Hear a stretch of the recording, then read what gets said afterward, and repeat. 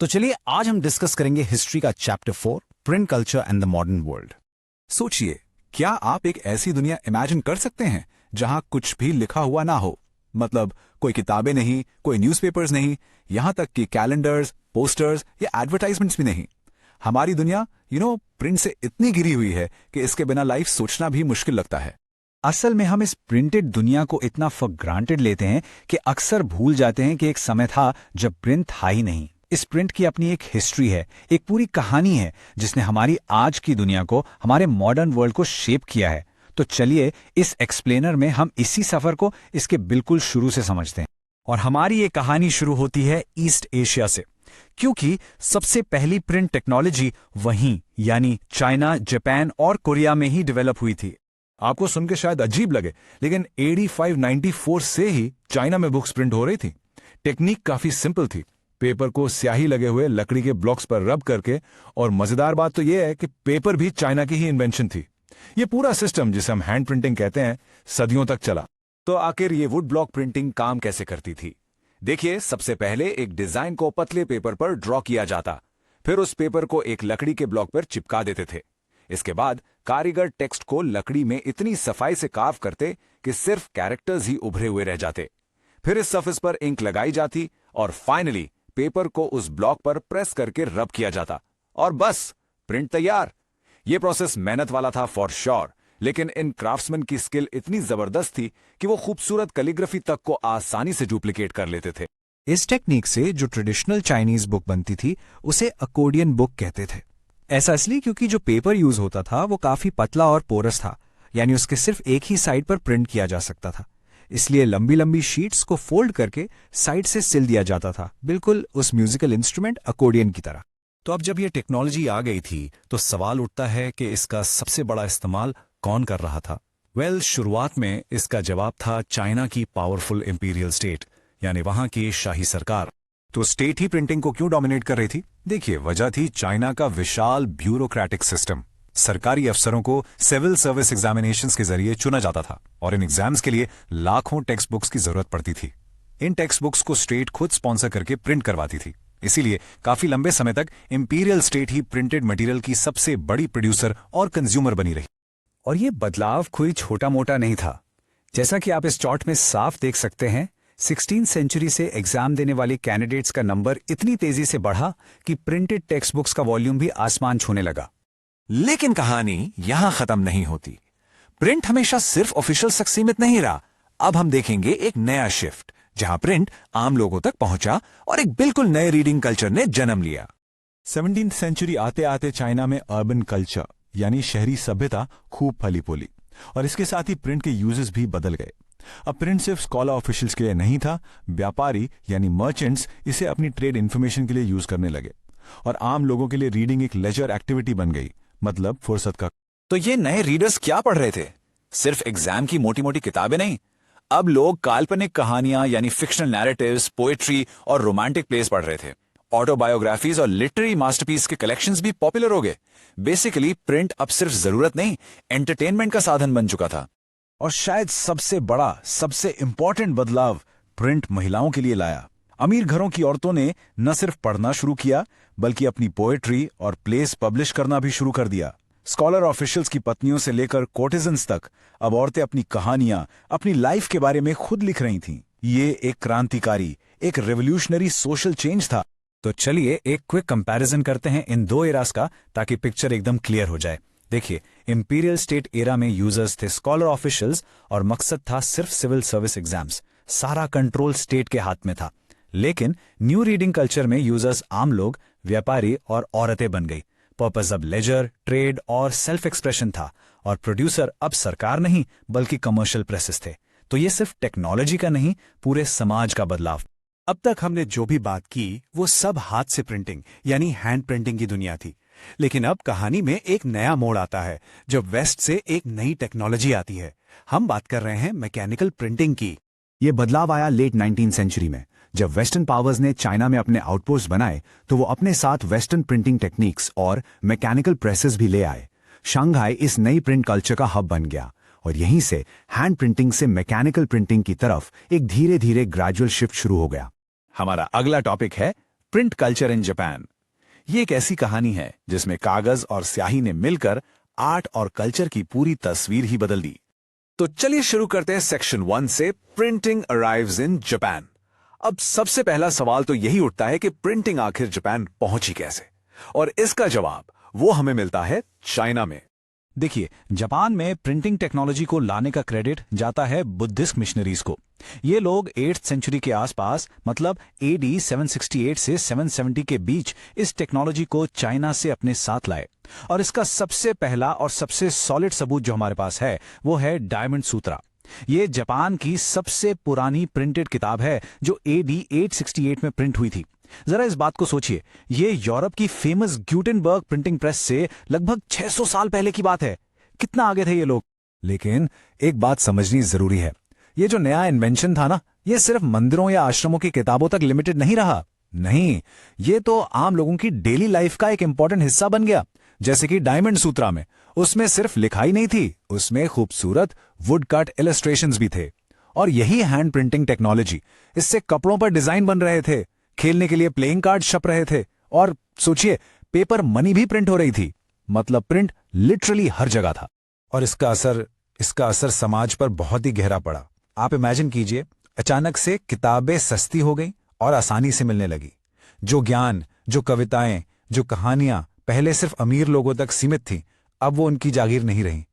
Medieval Japan में एक आम आदमी भी पोएट्स और राइटर्स की किताबें खरीद सकता था, पढ़ सकता था।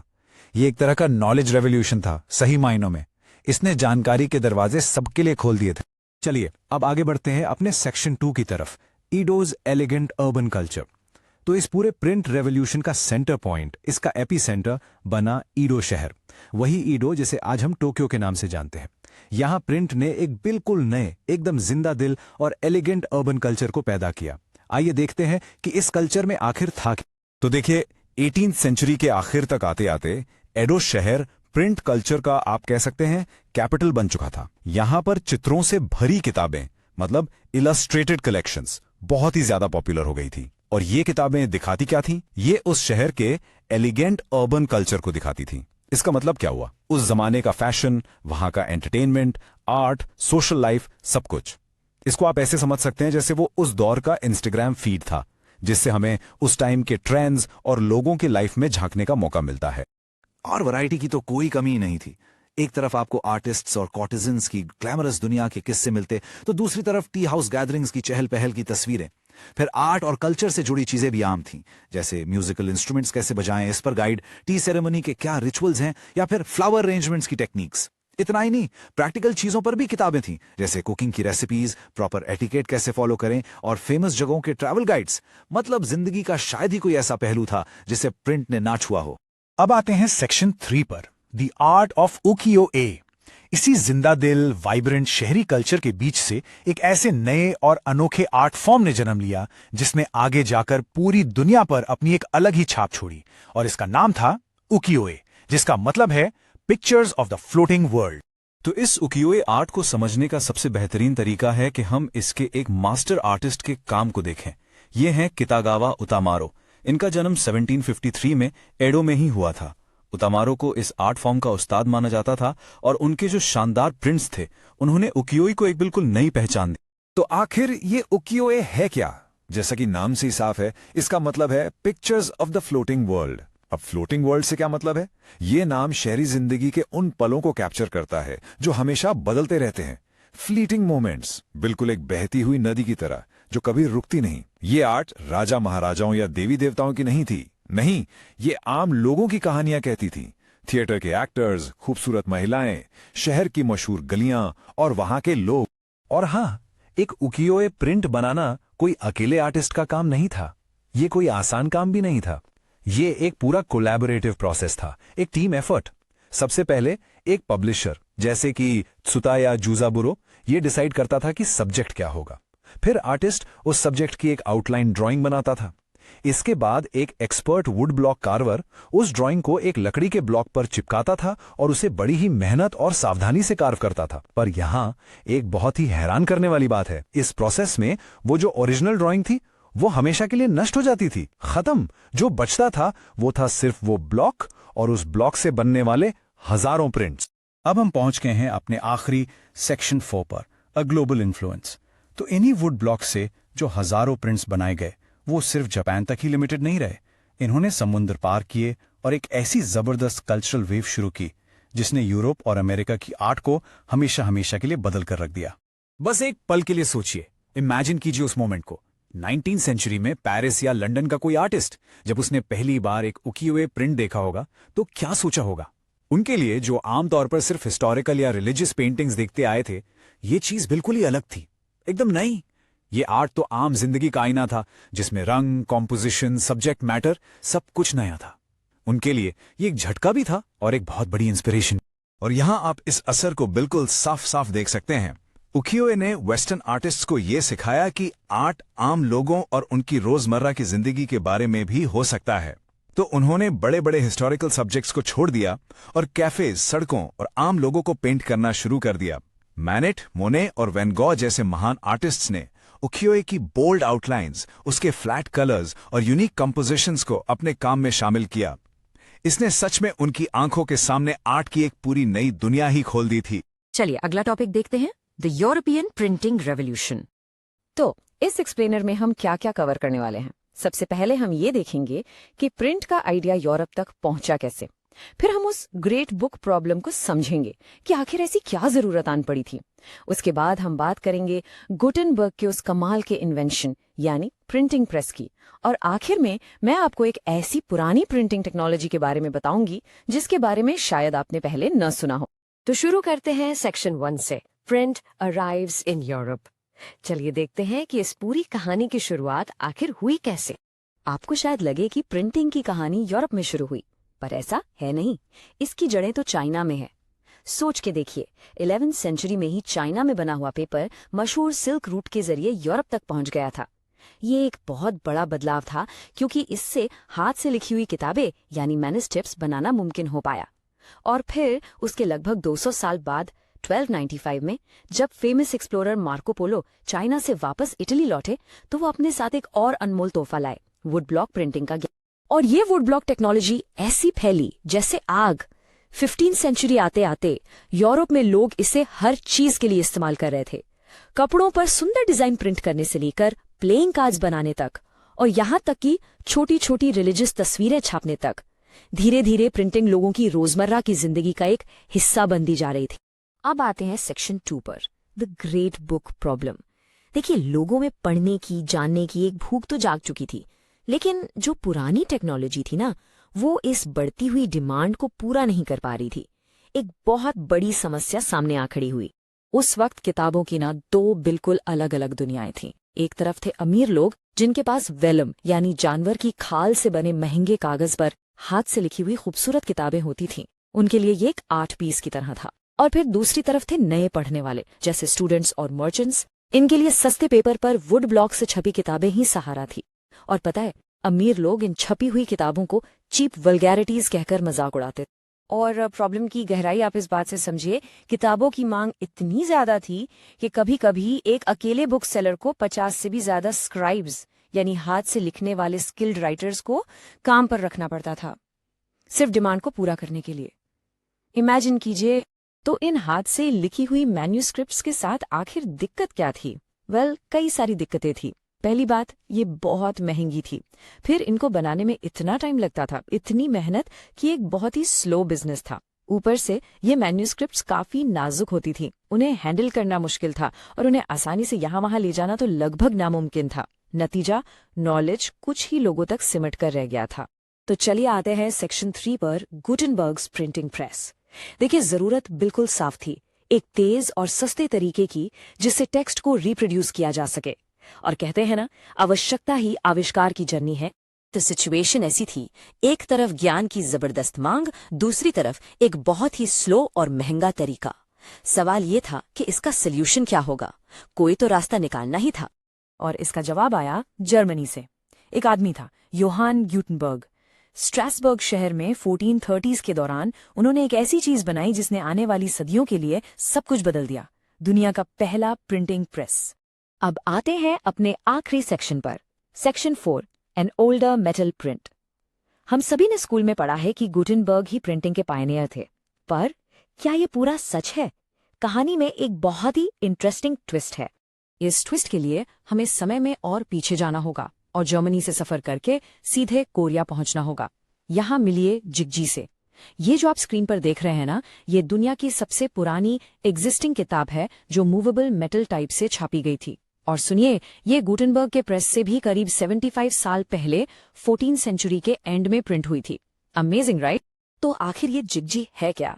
बेसिकली ये ज़ेन बुद्धिज्म के जो कोर कॉन्सेप्ट्स हैं उनकी किताब है। इसमें इंडिया, चाइना और कोरिया के लगभग 150 महान मंक्स की टीचिंग्स हैं। बदकिस्मती से इसका पहला हिस्सा अब मौजूद नहीं है, लेकिन इसका दूसरा वॉल्यूम आज भी फ्रांस की नेशनल लाइब्रेरी में सुरक्षित रखा है। सोचिए, कोरिया की धरोहर यूरोप में। इसकी इम्पोर्टेंस इतनी है कि यूनेस्को ने भी इसे माना है। उनके हिसाब से जिग्जी ने प्रिंट कल्चर में एक इम्पोर्टेंट टेक्निकल चेंज को मार्क किया और इसी वजह से साल 2001 में इसे यूनेस्को के memory of the world register में शामिल किया गया। यानी ये अब एक वर्ल्ड ट्रेजर है। Gutenberg and the print revolution, ये कहानी है एक ऐसी टेक्नोलॉजी की जिसने इंफॉर्मेशन को शेयर करने का तरीका हमेशा के लिए बदल दिया। और इस पूरी क्रांति के सेंटर में था एक आदमी जिसका नाम था योहानिस गुटेनबर्ग। तो सवाल ये है कि आखिर ये गुटेनबर्ग था कौन? देखो, वो कोई मैजिशियन नहीं था, बल्कि वो एक बेहतरीन हाईली स्किल्ड क्राफ्ट्समैन था। एक मर्चेंट का बेटा जो एक बहुत बड़ी फार्मिंग एस्टेट पर पला बढ़ा। और उसकी सक्सेस का पूरा सीक्रेट उसके बचपन के एक्सपीरियंसेस और उसके यूनिक स्किल्स में ही छुपा हुआ था। चलो, उसके स्किल्स को थोड़ा आराम से समझते हैं। बचपन से ही उसने वाइन और ऑलिव प्रेसेस को देखा था, मतलब वो बड़ी बड़ी मशीन्स जिससे प्रेशर से जूस निकालते हैं। फिर उसने पत्थरों को चमकाने की आर्ट सीखी, एक मास्टर गोल्डस्मिथ यानी सुनार बना, और फिर छोटी छोटी चीजें बनाने के लिए लेड के सांचे, मोल्ड्स क्रिएट करने में एक्सपर्ट हो गया। ये सारे अलग अलग स्किल्स जब एक साथ मिले तो उसके सबसे बड़े इन्वेंशन का बेस तैयार हुआ। और यही तो सबसे इंटरेस्टिंग बात है, गुटेनबर्ग ने सब कुछ फ्रॉम स्क्रैच यानी जीरो से इन्वेंट नहीं किया। उसने बस पहले से मौजूद टेक्नोलॉजी को एक ब्रिलियंट नए तरीके से आपस में कनेक्ट कर दिया।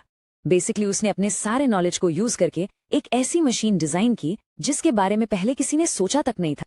तो इस पजल का पहला पीस था ऑलिव प्रेस। उसने सोचा कि जिस तरह प्रेशर से तेल निकाला जाता है, उसी कॉन्सेप्ट को प्रिंटिंग के लिए क्यों ना यूज किया जाए। और बस यही उसके प्रिंटिंग प्रेस का बेसिक मॉडल बन गया। और दूसरा सबसे इंपॉर्टेंट पीस था लीड के सांचे। अपनी गोल्डस्मिथिंग की एक्सपर्टीज से उसने अल्फाबेट के हर एक लेटर के लिए मेटल के अलग अलग टाइप्स बनाए। इन्हें ही मूवेबल टाइप्स कहा गया। मूवेबल इसलिए क्योंकि इन्हें आगे पीछे करके जोड़कर कोई भी शब्द या सेंटेंस बनाया जा सकता था। Genius right? ओके, तो सिस्टम अब तैयार था। अब टाइम था इसे टेस्ट करने का। और इस नई टेक्नोलॉजी का सबसे पहला और सबसे बड़ा प्रूफ ऑफ कॉन्सेप्ट क्या था? वो थी एक किताब। साल 1448 तक गुटेनबर्ग ने अपने सिस्टम को बिल्कुल परफेक्ट कर लिया था। और जो पहली किताब इस मशीन से प्रिंट हुई वो थी द बाइबल। इसके पहले बैच में गेट दिस करीब 180 कॉपीज तैयार हुई और इस काम को पूरा करने में लग गए पूरे 3 साल। अब आप सोच रहे होंगे 180 कॉपीज के लिए 3 साल, ये तो बहुत स्लो है। लेकिन उस जमाने के हिसाब से ये फास्ट प्रोडक्शन माना जाता था। जरा सोचिए, एक आदमी को हाथ से लिखकर 180 बाइबल्स बनाने में कितनी जिंदगियां लग जाती। तो हाँ, यहीं से एक रेवोल्यूशन की शुरुआत हो रही थी। लेकिन यहाँ एक फैसिनेटिंग ट्विस्ट है। इस नई टेक्नोलॉजी ने हाथ से लिखी हुई किताबों यानी मैन्युस्क्रिप्ट्स की आर्ट को एकदम से खत्म नहीं किया, बल्कि शुरुआत में तो प्रिंटेड किताबें बिल्कुल हाथ से लिखी मैन्युस्क्रिप्ट्स जैसी ही दिखने के लिए बनाई जाती थी। बड़ा अजीब पर इंटरेस्टिंग दौर था ये। जैसे कि जो मेटल के लेटर्स थे वो भी हाथ से लिखने वाले ब्यूटीफुल स्टाइल्स को कॉपी करते थे। किताबों के बॉर्डर्स पर फूल पत्तियां हाथ से बनाई जाती थीं। अमीर लोगों के लिए जो किताबें प्रिंट होती थी उनमें डेकोरेशन के लिए खाली जगह छोड़ दी जाती थी ताकि वो अपने हिसाब से अपनी पसंद का आर्टिस्ट हायर करके डिजाइन बनवा सकें। यहाँ तक कि इलस्ट्रेशंस यानी तस्वीरें भी हाथ से ही पेंट की जाती थी। पर धीरे धीरे ये नकल करने का फेज खत्म हुआ। अब प्रिंटिंग सिर्फ फास्ट प्रोडक्शन नहीं रहा, ये बन गया एक इंफॉर्मेशन एक्सप्लोजन, एक ऐसा धमाका जिसने सब कुछ बदल दिया। और इसी बड़े शिफ्ट को हम प्रिंट रेवोल्यूशन कहते हैं। जस्ट इमेजिन 100 सालों में यानी 1450 से 1550 तक यूरोप की ज्यादातर कंट्रीज में प्रिंटिंग प्रेस सेटअप हो चुकी थी और जैसे जैसे प्रेस बढ़े बुक्स का प्रोडक्शन भी रॉकेट की स्पीड से बढ़ा।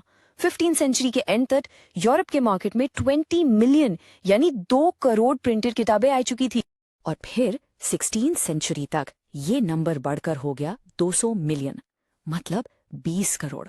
जरा इस चार्ट पर जंप देखिए, 2 करोड़ से सीधा 20 करोड़।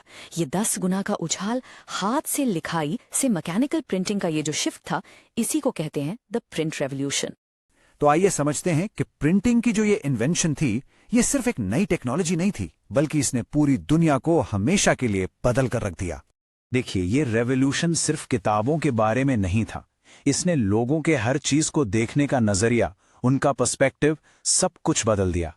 इसने आम लोगों का इंफॉर्मेशन, नॉलेज और यहां तक कि अथॉरिटीज के साथ जो रिश्ता था ना, उसे पूरी तरह से ट्रांसफॉर्म कर दिया। बेसिकली इंफॉर्मेशन शेयर करने का तरीका बदला और लोगों के लिए सोचने के बिल्कुल नए रास्ते खुल गए। लेकिन इसके असर को ठीक से समझने के लिए पहले यह देखना जरूरी है कि प्रिंट से पहले की दुनिया आखिर थी कैसी। देखिए, प्रिंट से पहले ज्यादातर लोग एक हियरिंग पब्लिक का हिस्सा थे, रीडिंग पब्लिक का नहीं। इसका मतलब क्या है? सिंपल सा मतलब है कि ज्ञान उन तक पढ़कर नहीं बल्कि सुनकर पहुंचता था। सब कुछ एक कलेक्टिव यानी एक सामूहिक अनुभव था। उस वक्त नॉलेज एक परफॉर्मेंस की तरह था। लोग इकट्ठे होते थे और जो पढ़े लिखे एलीट्स थे वो उन्हें पवित्र ग्रंथ पढ़ के सुनाते थे, लोक कथाएं और गीत सुनाते थे। ज्ञान एक इंसान से दूसरे इंसान तक सिर्फ बोलकर ओरली ही ट्रांसफर होता था। और इसका एक बहुत बड़ा रीजन ये था कि उस वक्त किताबें आम लोगों की पहुंच से बहुत बहुत दूर थीं। वो लग्जरी आइटम्स थीं, हाथ से लिखी जाती थीं और इतनी महंगी और रेयर होती थीं कि सिर्फ अमीर लोग या चर्च ही उन्हें अफोर्ड कर पाते थे। फिर एंट्री हुई प्रिंटिंग प्रेस की और इसने पूरा गेम ही बदल कर रख दिया। प्रिंटिंग प्रेस के आने से किताबें बनाने का खर्चा एकदम से नीचे आ गया। अब बहुत कम टाइम में ज्यादा कॉपीज बन सकती थीं, जिसका रिजल्ट ये हुआ कि मार्केट में किताबों की जैसे बाढ़ सी आ गई और वो पहले से कहीं ज्यादा सस्ती हो गईं। और यहीं से एक नए कल्चर का जन्म हुआ। लोग ग्रुप में सुनने के बजाय अब अकेले में शांति से किताबें पढ़ने लगे। रीडिंग अब एक पर्सनल, एक प्राइवेट एक्सपीरियंस बनता जा रहा था। लेकिन इस नई रीडिंग पब्लिक के सामने एक बहुत बड़ी चुनौती थी। देखिए, किताबें तो आ गई थी, पर एक बहुत जरूरी चीज की अभी भी कमी थी। सवाल यह था कि अगर किताबें हर जगह अवेलेबल थीं, तो फिर ज्यादातर लोग उन्हें पढ़ क्यों नहीं पा रहे थे? क्योंकि ये ट्रांजिशन इतना आसान नहीं था। तो असलियत क्या थी? वेल, असलियत ये थी कि यूरोप में लिटरेसी रेट्स 20th सेंचुरी तक बहुत ही कम थे। सच तो ये था कि ज्यादातर लोगों को पढ़ना लिखना आता ही नहीं था। तो प्रिंटर्स ने इसका एक बहुत ही स्मार्ट सॉल्यूशन निकाला। उन्होंने पॉपुलर लोक कथाएं और गीत पब्लिश करना शुरू किया, ऐसी चीजें जिन्हें लोग पहले से जानते थे। और सबसे इंपॉर्टेंट, उन किताबों में ढेर सारी पिक्चर्स डाल दी ताकि जो लोग पढ़ नहीं सकते वो भी तस्वीरें देखकर कहानी को समझ सकें। और इससे एक बहुत ही फैसिनेटिंग चीज हुई। पुरानी और नई दुनिया एक दूसरे से टकराई नहीं, बल्कि आपस में मिल गई। इसका मतलब है कि जो कहानियां और गीत पहले सिर्फ सुनाए जाते थे, यानी ओरल कल्चर का हिस्सा थे, अब वो प्रिंट होकर किताबों में आ गए। और फिर उन्हीं प्रिंटेड किताबों को टैवर्न्स और गांव की बैठकों में लोगों के बीच जोर जोर से पढ़कर सुनाया जाने लगा।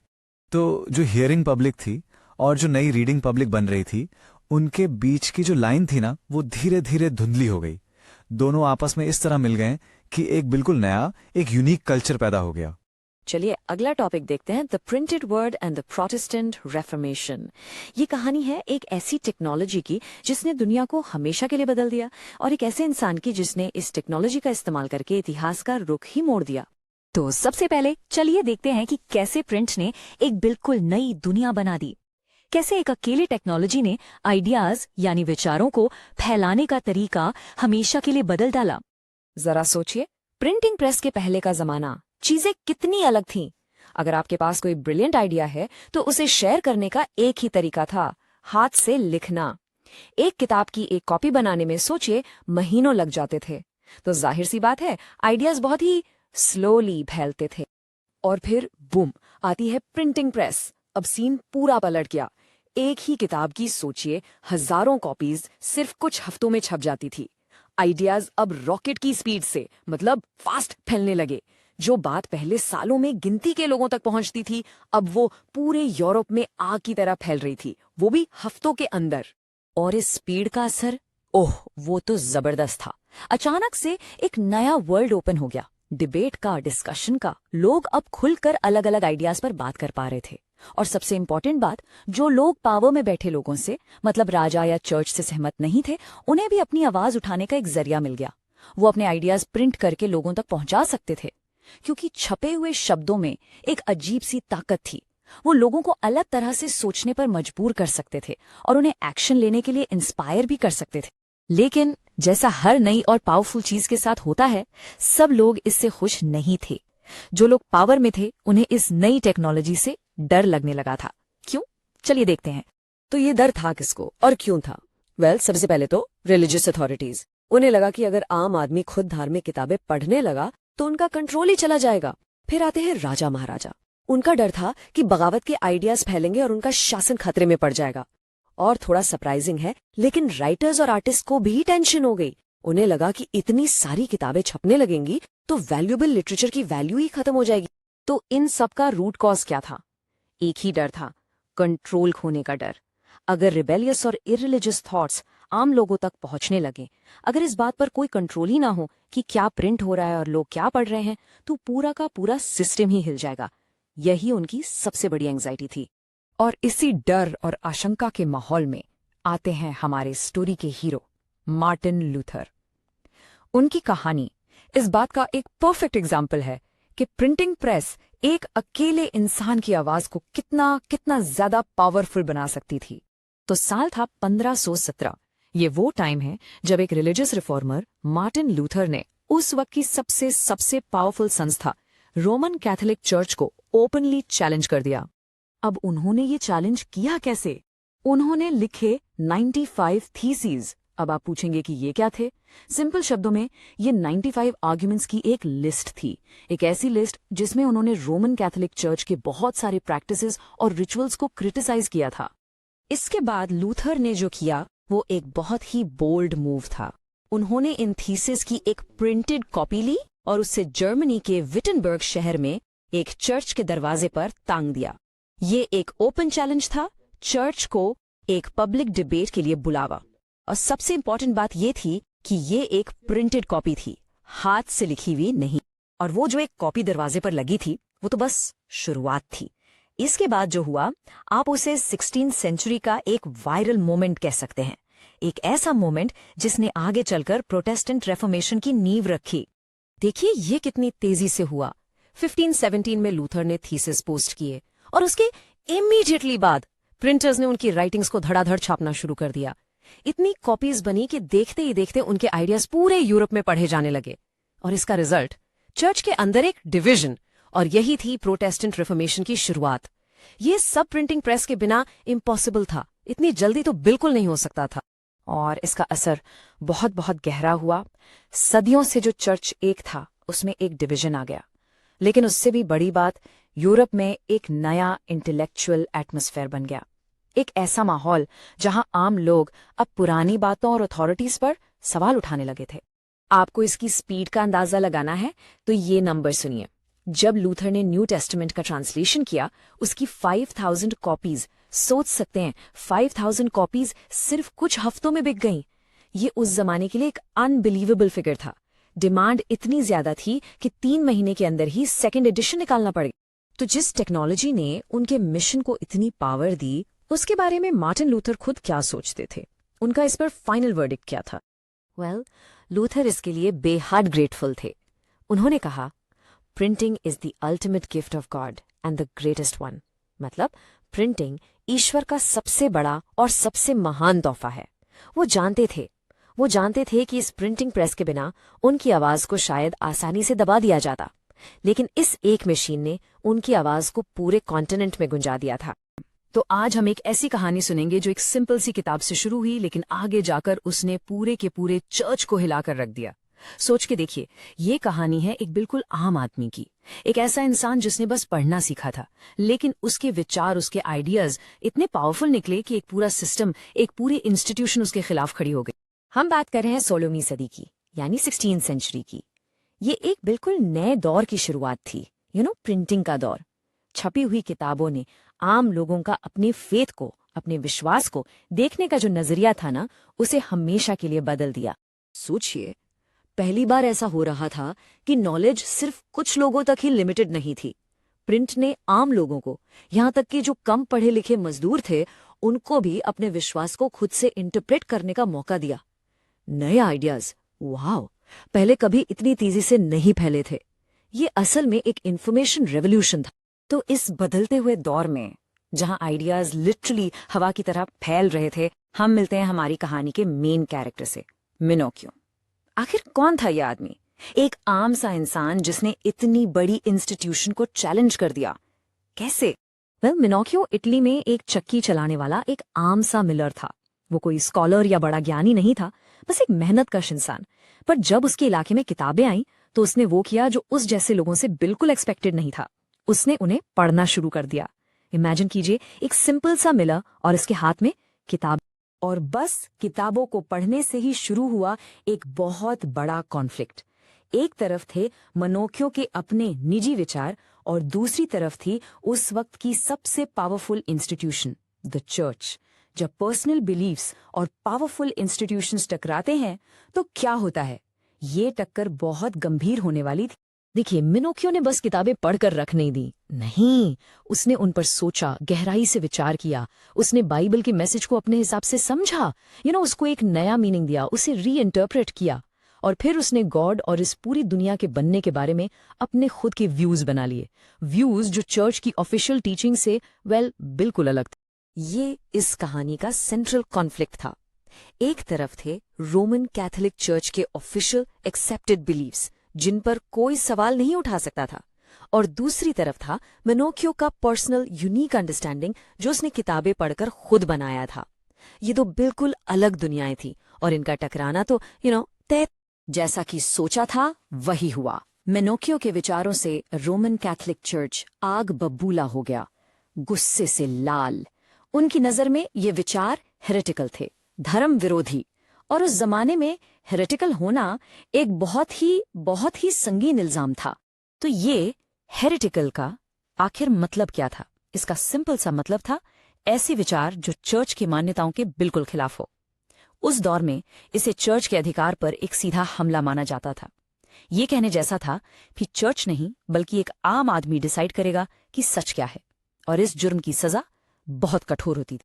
तो चर्च ने मिनोकियो के इस चैलेंज का जवाब दिया, और उनका जवाब बेहद सख्त था। उन्होंने इसके लिए अपनी सबसे पावरफुल वेपन का इस्तेमाल किया।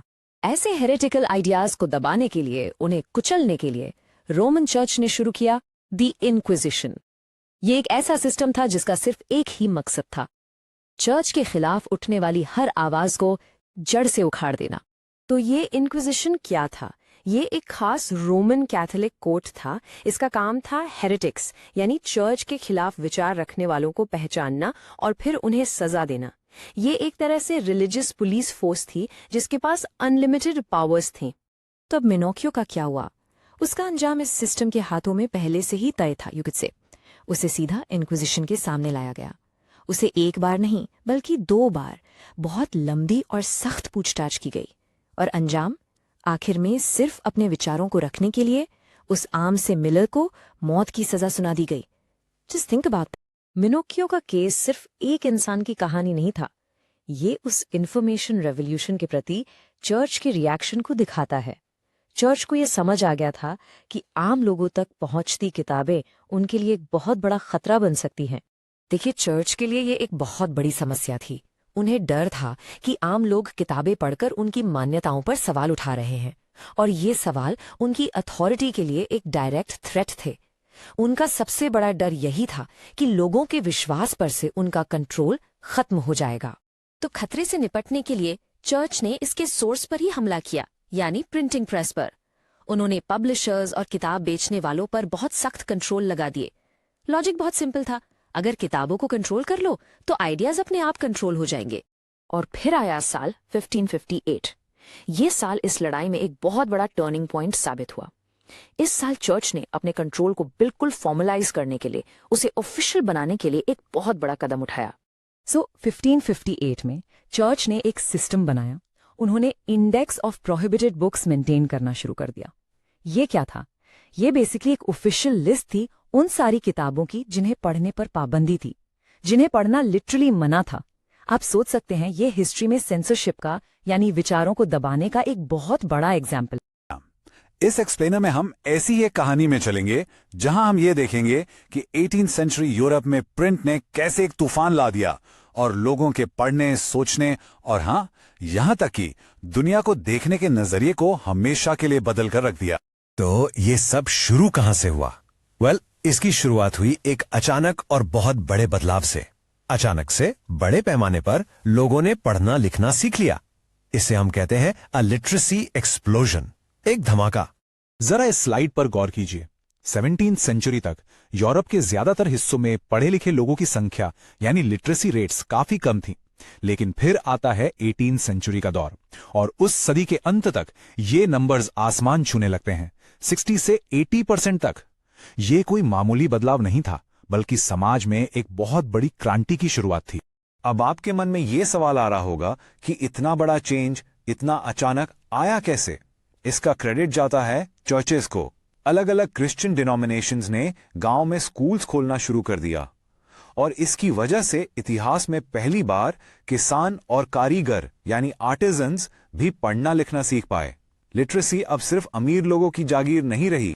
तो सोचिए, जब इतने सारे नए लोग पढ़ना सीख गए तो आगे क्या हुआ होगा? एक ऐसी चीज हुई जिसकी शायद किसी ने कल्पना भी नहीं की थी। किताबों की डिमांड में एक उछाल आ गया। इस दौर को हम द रीडिंग मेनिया के नाम से जानते हैं। इसका असर यह हुआ कि लोगों के अंदर किताबें पढ़ने का एक जुनून सा छा गया। सच में एक वर्चुअल रीडिंग मेनिया। सोसाइटी के हर तबके का इंसान, चाहे वो अमीर हो या गरीब, अब पढ़ना चाहता था। और इस जबरदस्त डिमांड को पूरा करने के लिए प्रिंटर्स ने दिन रात काम करके पहले से कहीं कहीं ज्यादा बुक्स प्रोड्यूस करना शुरू कर दी। लेकिन प्रिंटर्स तो बड़े शहरों में थे, है ना? तो फिर ये किताबें गांव-गांव आम लोगों तक पहुंची कैसे? यहां पर एक नया सिस्टम बना। बुक सेलर्स ने पेडलर्स को काम पर रखा। ये पेडलर्स गांव-गांव घूमकर छोटी और सस्ती किताबें बेचते थे, बिल्कुल वैसे जैसे आज भी गांव में फेरी वाले सामान बेचते हैं। एक चलता फिरता बुक स्टोर। इस नई मार्केट और इन नए रीडर्स के लिए अब नए तरह का लिटरेचर भी प्रिंट होने लगा। ऐसी किताबें जो ना सिर्फ सस्ती थी बल्कि आम आदमी की पसंद और जरूरतों को ध्यान में रखकर लिखी जाती थी। For example, almanacs. आप इसे उस जमाने का कैलेंडर और गूगल का मिक्सचर समझ सकते हैं। ये सालाना किताबें थी जिसमें ग्रहों की स्थिति, सूरज और चांद के निकलने का टाइम, समुद्र में आने वाले टाइड्स और ग्रहण जैसी जरूरी जानकारी होती थी। ये इन्फॉर्मेशन खासकर खेतीबाड़ी करने वालों के लिए बहुत ही जरूरी थी। इंग्लैंड में पेनी चैप बुक्स बहुत पॉपुलर हुए। इनका नाम इनके बेचने वाले चैपमैन से आया, जो एक तरह के पेडलर्स ही थे। और जैसा कि नाम से ही साफ है, इनकी कीमत सिर्फ 1 पेनी थी। जरा सोचिए, इतनी सस्ती होने की वजह से अब एक गरीब से गरीब इंसान भी अपनी खुद की किताब खरीदने का सपना पूरा कर सकता था। ठीक इसी तरह फ्रांस में बिब्लियोथेक ब्लू मशहूर हुई। फ्रेंच में इसका मतलब है ब्लू लाइब्रेरी।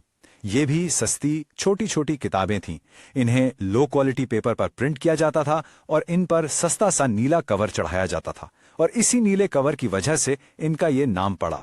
तो चलिए इन दोनों को आमने सामने रखते हैं, इंग्लैंड की पेनी चैप बुक्स और फ्रांस की बिब्लियोथेक ब्लू। देखा जाए तो दोनों का मकसद एक ही था, आम लोगों तक सस्ता लिटरेचर पहुंचाना। दोनों पॉकेट साइज थीं, बस उनके नाम, पेपर की क्वालिटी और कवर के रंग में थोड़ा सा फर्क था।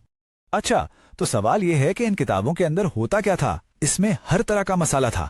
लोकगीत यानी बैलड्स और लोक कथाएं यानी फोक टेल्स, छोटी छोटी 4 से 6 पेज के रोमांस की कहानियां, इतिहास से जुड़ी मनोरंजक कहानियां, और तो और उस वक्त के करंट अफेयर्स जैसे कौन सा युद्ध कहां हो रहा है और ट्रेड में क्या चल रहा है, इसकी खबरें भी इनमें शामिल होती थीं। ये उस जमाने का पूरा एंटरटेनमेंट पैकेज था। लेकिन बात सिर्फ एंटरटेनमेंट पर खत्म नहीं हुई। इस रीडिंग मेनिया का एक और बहुत गहरा असर हुआ। इसने दुनिया बदलने वाले नए आइडियाज को आम लोगों तक पहुंचाया और ये इस पूरी रेवोल्यूशन का सबसे इंपॉर्टेंट, सबसे पावरफुल हिस्सा था। सोचकर देखिए, पहली बार साइंस और फिलॉसफी जैसी कॉम्प्लेक्स बातें आम लोगों के लिए एक्सेसिबल हो रही थी। पुराने साइंटिफिक टेक्स्ट्स, दुनिया के नक्शे और साइंटिफिक डायग्राम्स अब सबके लिए अवेलेबल थे। आइजैक न्यूटन जैसे महान साइंटिस्ट्स की डिस्कवरीज अब सिर्फ बड़ी यूनिवर्सिटीज के प्रोफेसर्स तक ही सीमित नहीं रहीं, बल्कि एक गांव का किसान भी उनके बारे में पढ़ सकता था। और सिर्फ साइंस ही नहीं, उस दौर के महान थिंकर्स जैसे थॉमस पेन, वोल्टेयर और जॉन जाक रूसो के क्रांतिकारी विचार भी अब प्रिंट होकर आम लोगों तक पहुंच रहे थे। आजादी, समानता और सरकार कैसी होनी चाहिए, ऐसे आइडियाज अब चाय की दुकानों और गांव की चौपालों पर डिस्कस हो रहे थे। इन्हीं आइडियाज ने आगे चलकर फ्रेंच रेवोल्यूशन और अमेरिकन रेवोल्यूशन जैसी बड़ी बड़ी क्रांतियों की नींव रखी। इस पूरे बदलाव का निचोड़ इस एक कोट में है। साइंस, रीजन और रैशनैलिटी के आइडियाज अब पॉपुलर लिटरेचर में अपनी जगह बना चुके थे। इसका सीधा सा मतलब यह है कि तर्क और लॉजिक की बातें अब सिर्फ बड़ी बड़ी मोटी किताबों में नहीं, बल्कि आम लोगों की कहानियों और गीतों का हिस्सा बन गई थी। सोच बदल रही थी। एक ऐसी लड़ाई जिसमें हथियार कोई टोप या तलवार नहीं थे, बल्कि कागज और स्याही थे। ये कहानी है द प्रिंटिंग प्रेस वर्सेस टायरेनी की। तो चलिए इसमें गहराई से उतरते हैं। जरा इमेजिन कीजिए, 18th सेंचुरी का टाइम है, यानी 1700 का दौर। उस वक्त लोगों के दिमाग में एक क्रांतिकारी विश्वास पनप रहा था। उन्हें यकीन था कि किताबों में छपे हुए शब्दों में पूरी दुनिया को बदल देने की एक अद्भुत ताकत है। ये जो कन्विक्शन थी ना, ये कोई हल्की फुल्की चीज नहीं थी, ये एकदम गहरा यकीन था। लोग सच में मानते थे कि अरे किताबें ही तो हैं जो प्रोग्रेस का रास्ता बनाएंगी। उनका कहना था कि इन्हीं से एनलाइटनमेंट यानी ज्ञान का उजाला फैलेगा। उन्हें लगता था कि बुक्स समाज को आजाद करवा सकती हैं, एक ऐसी दुनिया ला सकती हैं जहां सिर्फ तर्क और बुद्धि का शासन हो। लेकिन ये सारी आजादी, ये प्रोग्रेस आखिर किस चीज के खिलाफ थी? कौन था दुश्मन जिसे वो लड़ रहे थे? वो दुश्मन था डेस्पोटिज्म और टायरनी, जिसे हम आम भाषा में कहते हैं तानाशाही। ये एक ऐसा गवर्नमेंट सिस्टम है जहां सारी की सारी पावर एक इंसान के हाथ में होती है, जैसे कोई राजा या फिर एक छोटा सा ग्रुप। और पता है क्या, वो अक्सर इस पावर का इस्तेमाल लोगों पर जुल्म करने के लिए करते हैं। तो इसी तानाशाही को ज्ञान की रोशनी से मिटाने का सपना देखा जा रहा था। तो तानाशाही के खिलाफ उनका हथियार क्या था? कोई लोहा या बारूद? नहीं, बिल्कुल नहीं। उनका सबसे बड़ा हथियार, उनका इंजन ऑफ प्रोग्रेस था प्रिंटिंग प्रेस।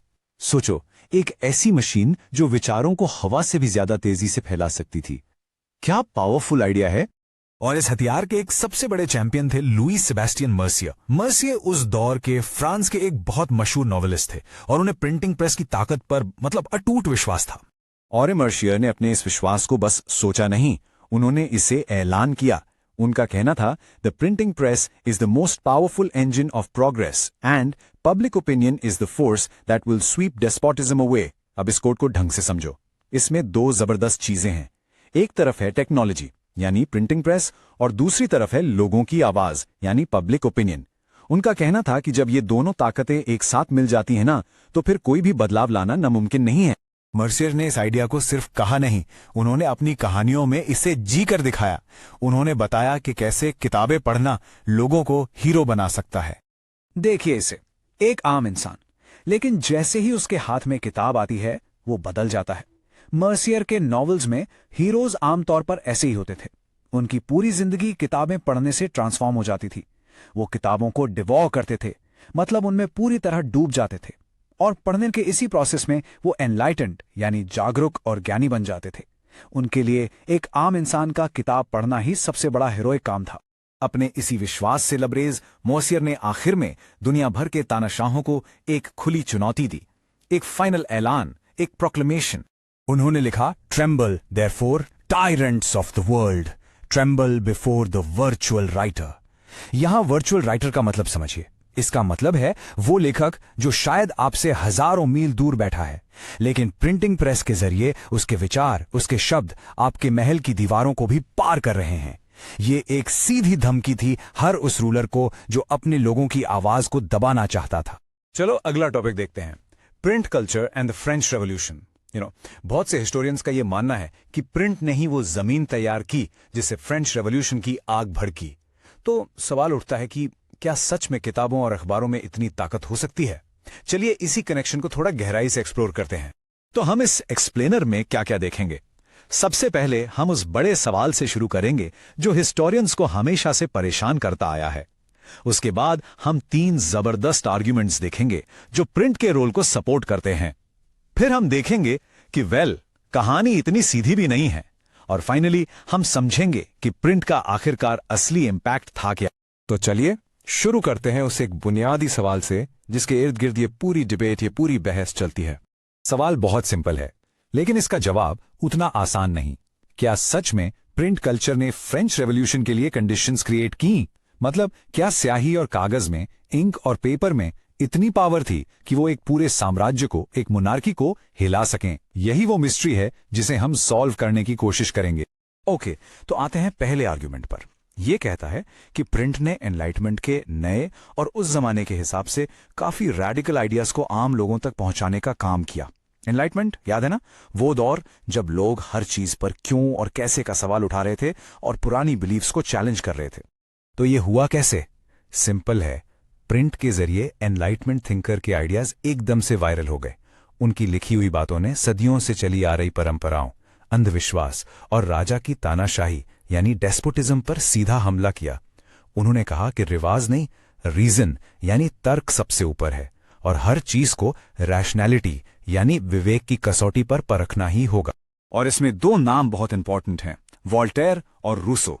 इनके जो राइटिंग्स थे वो बहुत बड़े पैमाने पर पढ़े जा रहे थे। उनके आइडियाज जैसे कि आजादी यानी लिबर्टी, बराबरी यानी इक्वालिटी और जनता की ताकत, the power of the people, ये सब लोगों के बीच आग की तरफ फैल रहे थे। और इसका नतीजा क्या हुआ? नतीजा ये हुआ कि जो लोग इन किताबों को पढ़ रहे थे वो अब दुनिया को एक बिल्कुल नई नजर से देखने लगे थे। ऐसी नजरों से जो हर चीज पर सवाल उठाती थी, उसे क्रिटिकली देखती थी और तर्क मांगती थी। उन्होंने जैसा चला आ रहा है वैसा ही चलेगा वाली बात को मानने से इंकार कर दिया। ठीक है, अब आते हैं दूसरे आर्ग्यूमेंट पर। प्रिंट ने सिर्फ आइडियाज को फैलाया नहीं, उससे भी इंपॉर्टेंट, उसने लोगों को उन आइडियाज पर बहस करने का, बात करने का एक नया प्लेटफॉर्म दिया, एक नया मैदान दिया। इस प्रोसेस को जरा समझिए। स्टेप 1, प्रिंट ने एक डायलॉग और डिबेट का कल्चर बनाया। स्टेप 2, इस पब्लिक बहस में सभी पुराने वैल्यूज, नॉर्म्स और इंस्टीट्यूशंस को फिर से री-इवैल्यूएट किया गया। स्टेप 3, लोगों को अपनी तर्क शक्ति, अपने रीजन की पावर का एहसास हुआ। और स्टेप 4, इसी सोच से सोशल रेवोल्यूशन यानी सामाजिक क्रांति के नए आइडियाज पैदा हुए। तो इन शॉर्ट, ये जो नया पब्लिक कल्चर बनाना, यही वो जमीन बनी जहां क्रांति के बीज बोए गए। लोगों ने सिर्फ पढ़ा नहीं बल्कि पढ़कर आपस में डिस्कस किया और इसी डिस्कशन से क्रांति के विचारों ने जन्म लिया। चलिए अब तीसरे और सबसे डायरेक्ट आर्ग्यूमेंट पर आते हैं। ये उस लिटरेचर के बारे में है जो सीधे सीधे रूलिंग क्लास यानी राज परिवार पर निशाना साध रहा था। इस टाइमलाइन पर एक नजर डालिए। 1700 की शुरुआत में एनलाइटनमेंट के आइडियाज धीरे धीरे फैलने शुरू हुए। फिर मिड 1700 तक पब्लिक डिबेट बढ़ता गया और फिर 1780 आते आते एक धमाका सा हुआ, एक एक्सप्लोजन। ऐसा लिटरेचर सामने आया जो बेबाकी से, बिना डरे रॉयल्टी पर हमला कर रहा था। इस लिटरेचर की खास बात क्या थी? ये खुलेआम राज परिवार का मजाक उड़ाता था, उनके कैरेक्टर और मॉरलिटी पर कीचड़ उछालता था। इसने उस वक्त के सोशल ऑर्डर पर गंभीर सवाल खड़े कर दिए। कार्टून्स और कैरिकेचर्स इसका सबसे बड़ा हथियार थे।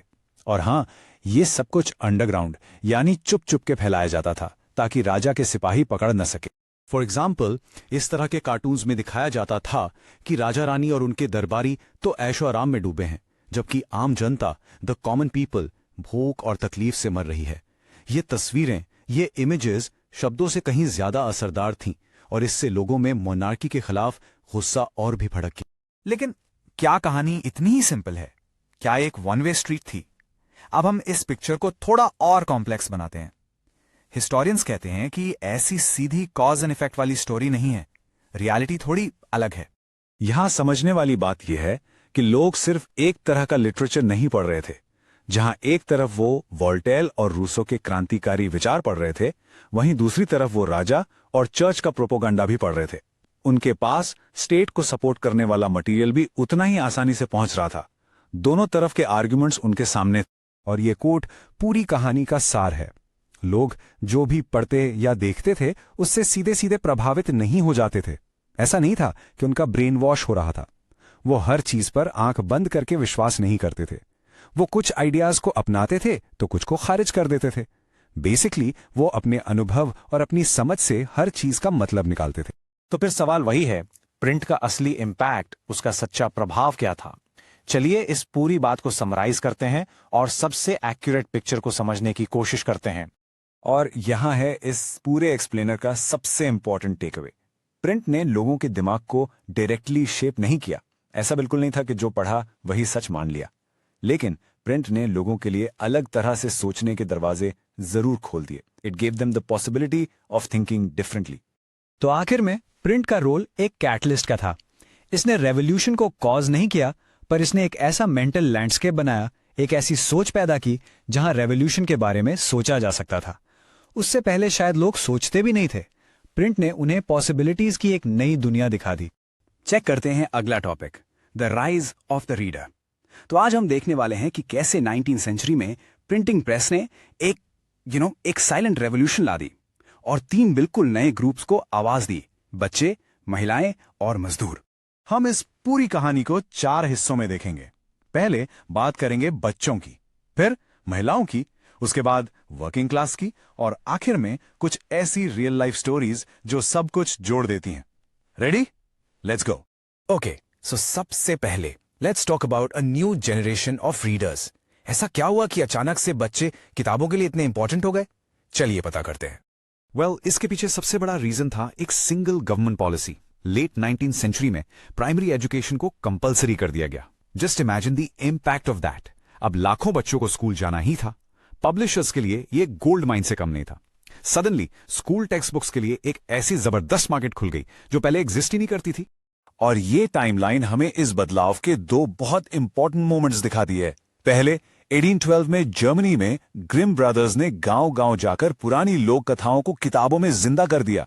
और फिर देखिए आगे चलकर 1857 में फ्रांस ने तो हद ही कर दी। एक पूरी प्रिंटिंग प्रेस ही बच्चों की लिटरेचर को डेडिकेट कर दी। ये इस बात का पक्का सबूत था कि बच्चे अब एक सीरियस रीडर मार्केट बन चुके थे। लेकिन यहां एक कैच था। प्रिंट ने इन कहानियों को हमेशा के लिए बदल भी दिया। देखिए, जो कहानियां ग्रिम ब्रदर्स ने किसानों से सुनी थीं, वो आम जमीनी थी, बिल्कुल रॉ। उनमें कुछ ऐसी बातें हो सकती थीं जो उस समय के अमीर लोगों को वल्गर या अनस्यूटेबल लगे। इसलिए पब्लिश करने से पहले इन कहानियों को खूब साफ सुथरा किया गया, एडिट किया गया। तो एक तरफ प्रिंट ने पुरानी कहानियों को बचाया, पर दूसरी तरफ उन्हें एक नया, थोड़ा पॉलिश्ड रूप भी दे दिया। चलिए अब आते हैं अपने दूसरे ग्रुप पर, जिनकी आवाज इस प्रिंट रेवोल्यूशन में और भी बुलंद हुई, महिलाएं। और उनका रोल ना वो डबल था। वो सिर्फ पढ़ नहीं रही थीं, बल्कि लिख भी रही थीं, समाज की सोच को बदल रही थीं। उस समय खास तौर पर महिलाओं के लिए पेनी मैगजीन्स आने लगे। जैसा नाम से ही क्लियर है, ये बहुत बहुत सस्ती थी। इनमें अक्सर क्या होता था, प्रॉपर बिहेवियर और घर कैसे संभाले, इस पर मैनुअल जैसे आर्टिकल्स। बेसिकली ये उस समय की परफेक्ट औरत बनने की गाइड बुक्स थी। लेकिन, और ये बहुत इंपॉर्टेंट है, महिलाएं सिर्फ गाइड बुक्स नहीं पढ़ रही थीं, वो खुद कहानियां लिख रही थीं। 19th सेंचुरी में जब नॉवेल्स पॉपुलर हुए तो उस दौर के कुछ सबसे बड़े नाम महिलाओं के थे। Jane Austen, Brontë sisters, George Eliot. और उनके नॉवेल्स ने सिर्फ एंटरटेनमेंट नहीं किया, उन्होंने लोगों के सोचने का तरीका ही बदल दिया। उनके लिखने का असर इतना गहरा था, इस कोट को देखिए। उन्होंने अपनी कहानियों से एक न्यू टाइप ऑफ वुमन को जन्म दिया।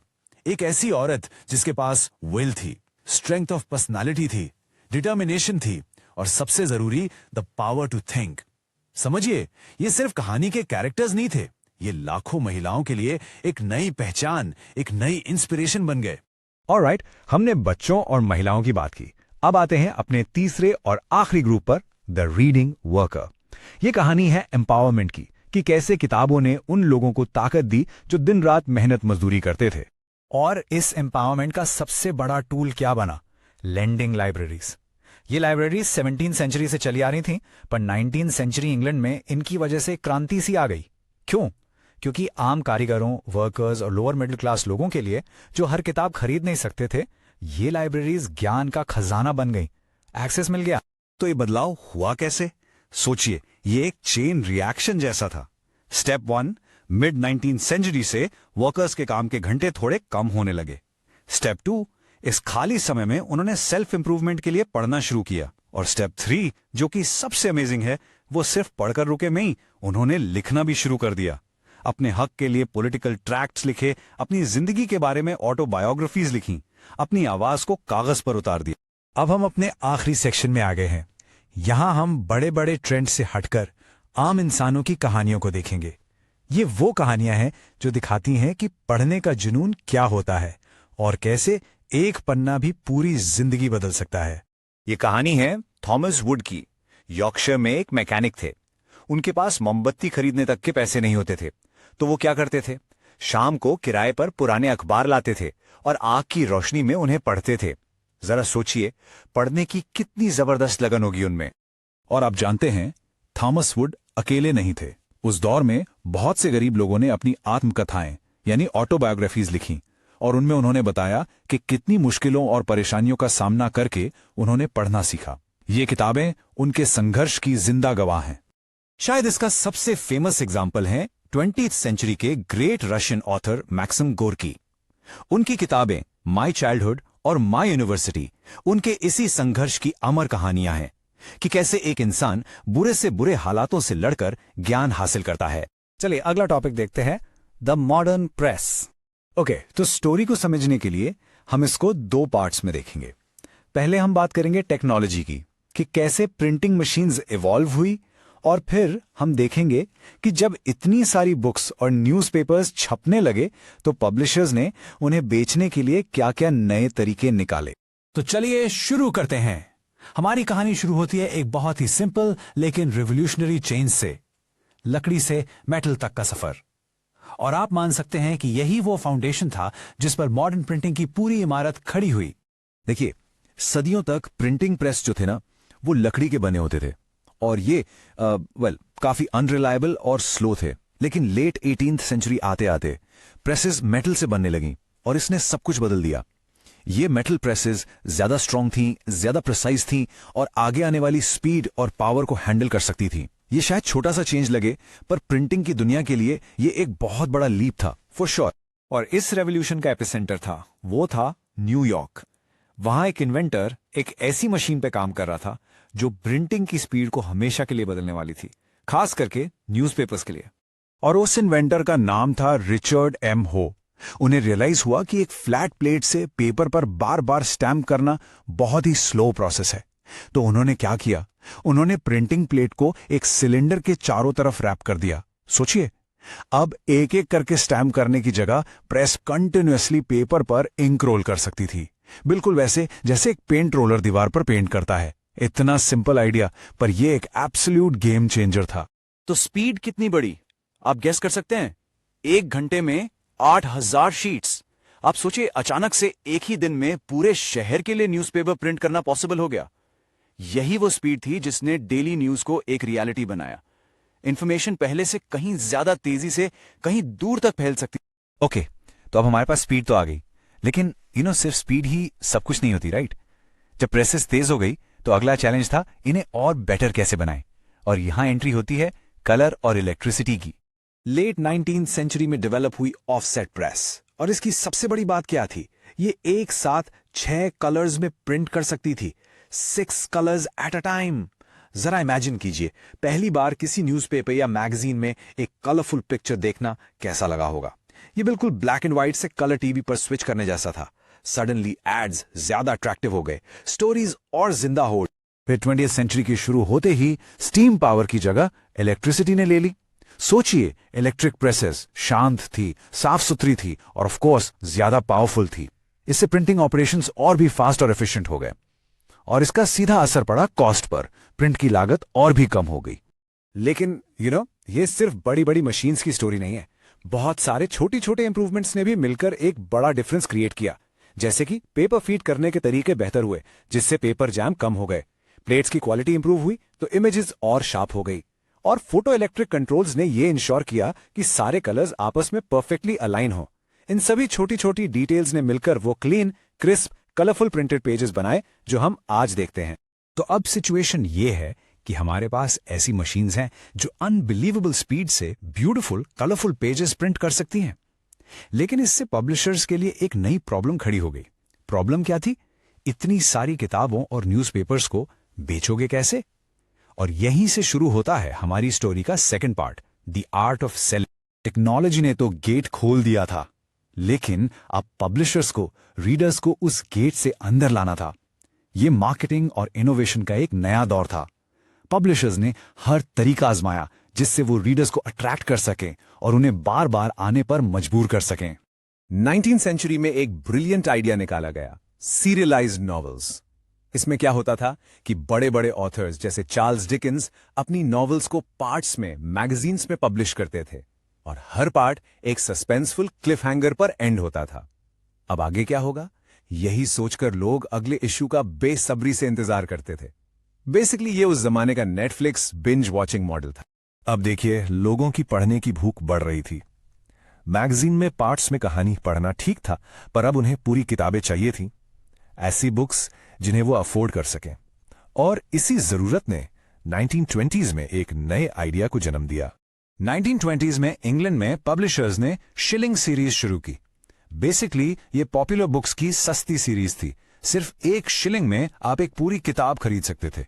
इससे क्या हुआ, बुक्स जो पहले एक लग्जरी आइटम मानी जाती थी अब आम आदमी के लिए एक मास मार्केट प्रोडक्ट बन गई, काइंड ऑफ लाइक टुडेज पेपरबैक्स। और एक और मजेदार चीज, हम आज जो बुक कवर्स देखते हैं ना, जिनको डस्ट कवर या बुक जैकेट कहते हैं, ये भी 20th सेंचुरी का ही इनोवेशन है। शुरू में इसका काम सिर्फ बुक को धूल मिट्टी से बचाना था, लेकिन पब्लिशर्स को जल्दी रियलाइज हो गया कि अरे ये तो एक मिनी बिलबोर्ड है।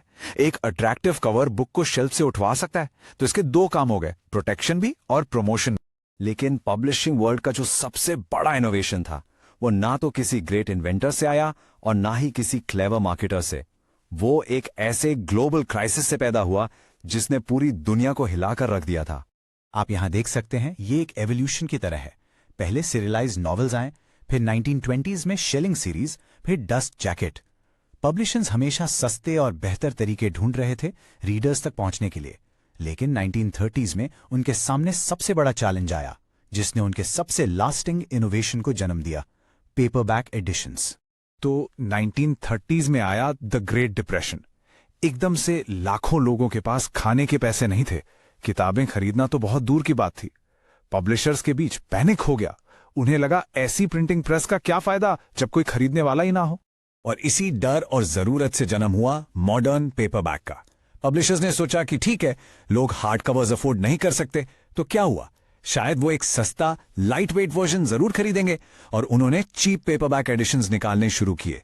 ये इतने सस्ते थे कि ग्रेट डिप्रेशन के सबसे बुरे टाइम में भी रीडिंग लोगों के लिए एक अफोर्डेबल एस्केप बनी रही। चलिए अगला टॉपिक देखते हैं, India and the world of print. इस एक्सप्लेनर में हम टाइम ट्रैवल करने वाले हैं एक ऐसे इंडिया में जहां प्रिंटिंग प्रेस का कोई नामो निशान नहीं था। तो चलिए इमेजिन करते हैं उस दुनिया को जहां हर एक किताब हाथों से लिखी जाती थी, एक अनमोल खजाने की तरह।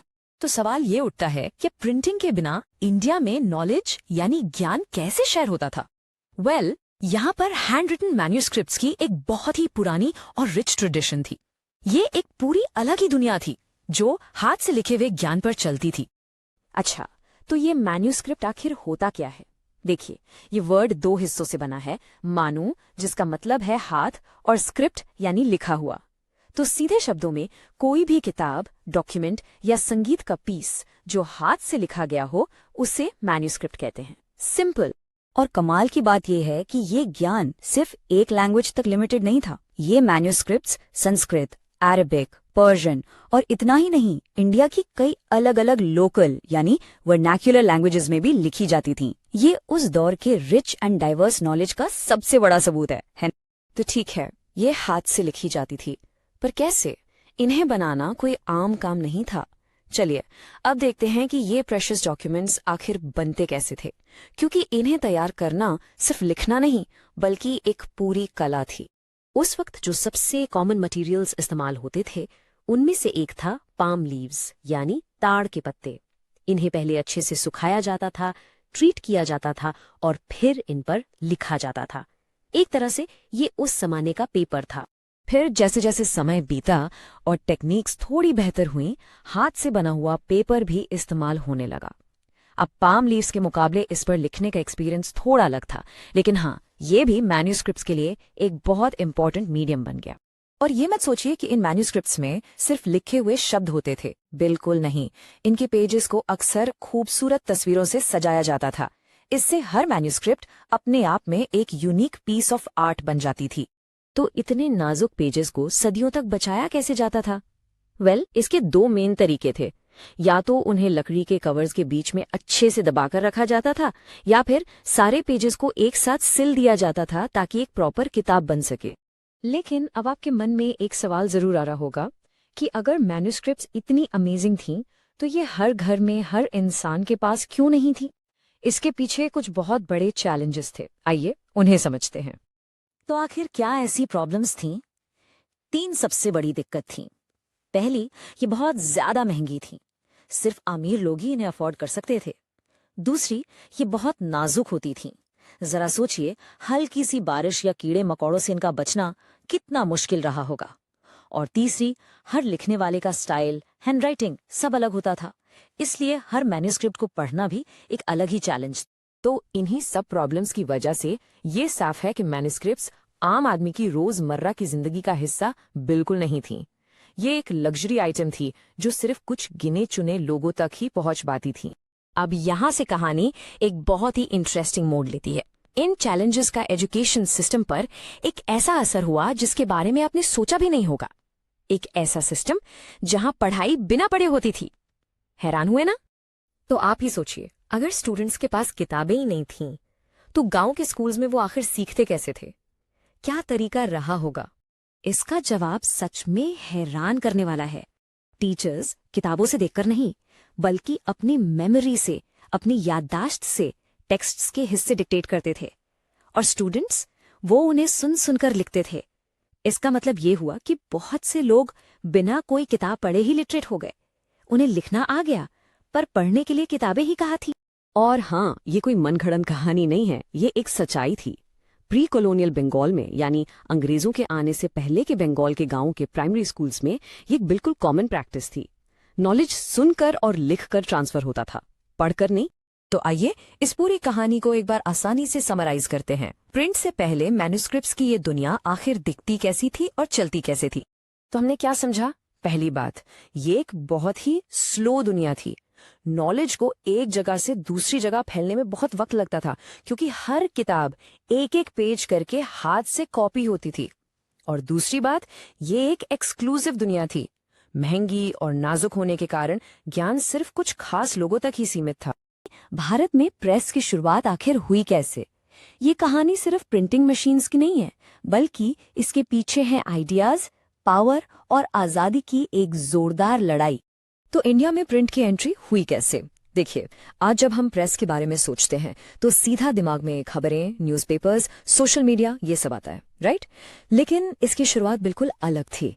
इसका मकसद कमर्शियल या पॉलिटिकल बिल्कुल नहीं था, बल्कि रिलीजियस था, और इसे लाने वाले थे यूरोपियन मिशनरीज। इस टाइमलाइन को थोड़ा ध्यान से देखते हैं। ये सफर शुरू हुआ 16वीं सेंचुरी में, जब पोर्टुगीज मिशनरीज गोवा में पहली प्रिंटिंग प्रेस लाए, और इसका असर बहुत जल्द दिखने लगा। 1579 में कोचिन में पहली तमिल किताब प्रिंट हुई। सोचिए जरा, आज से लगभग 450 साल पहले। इसके बाद तो प्रिंट का काम तेजी से बढ़ा।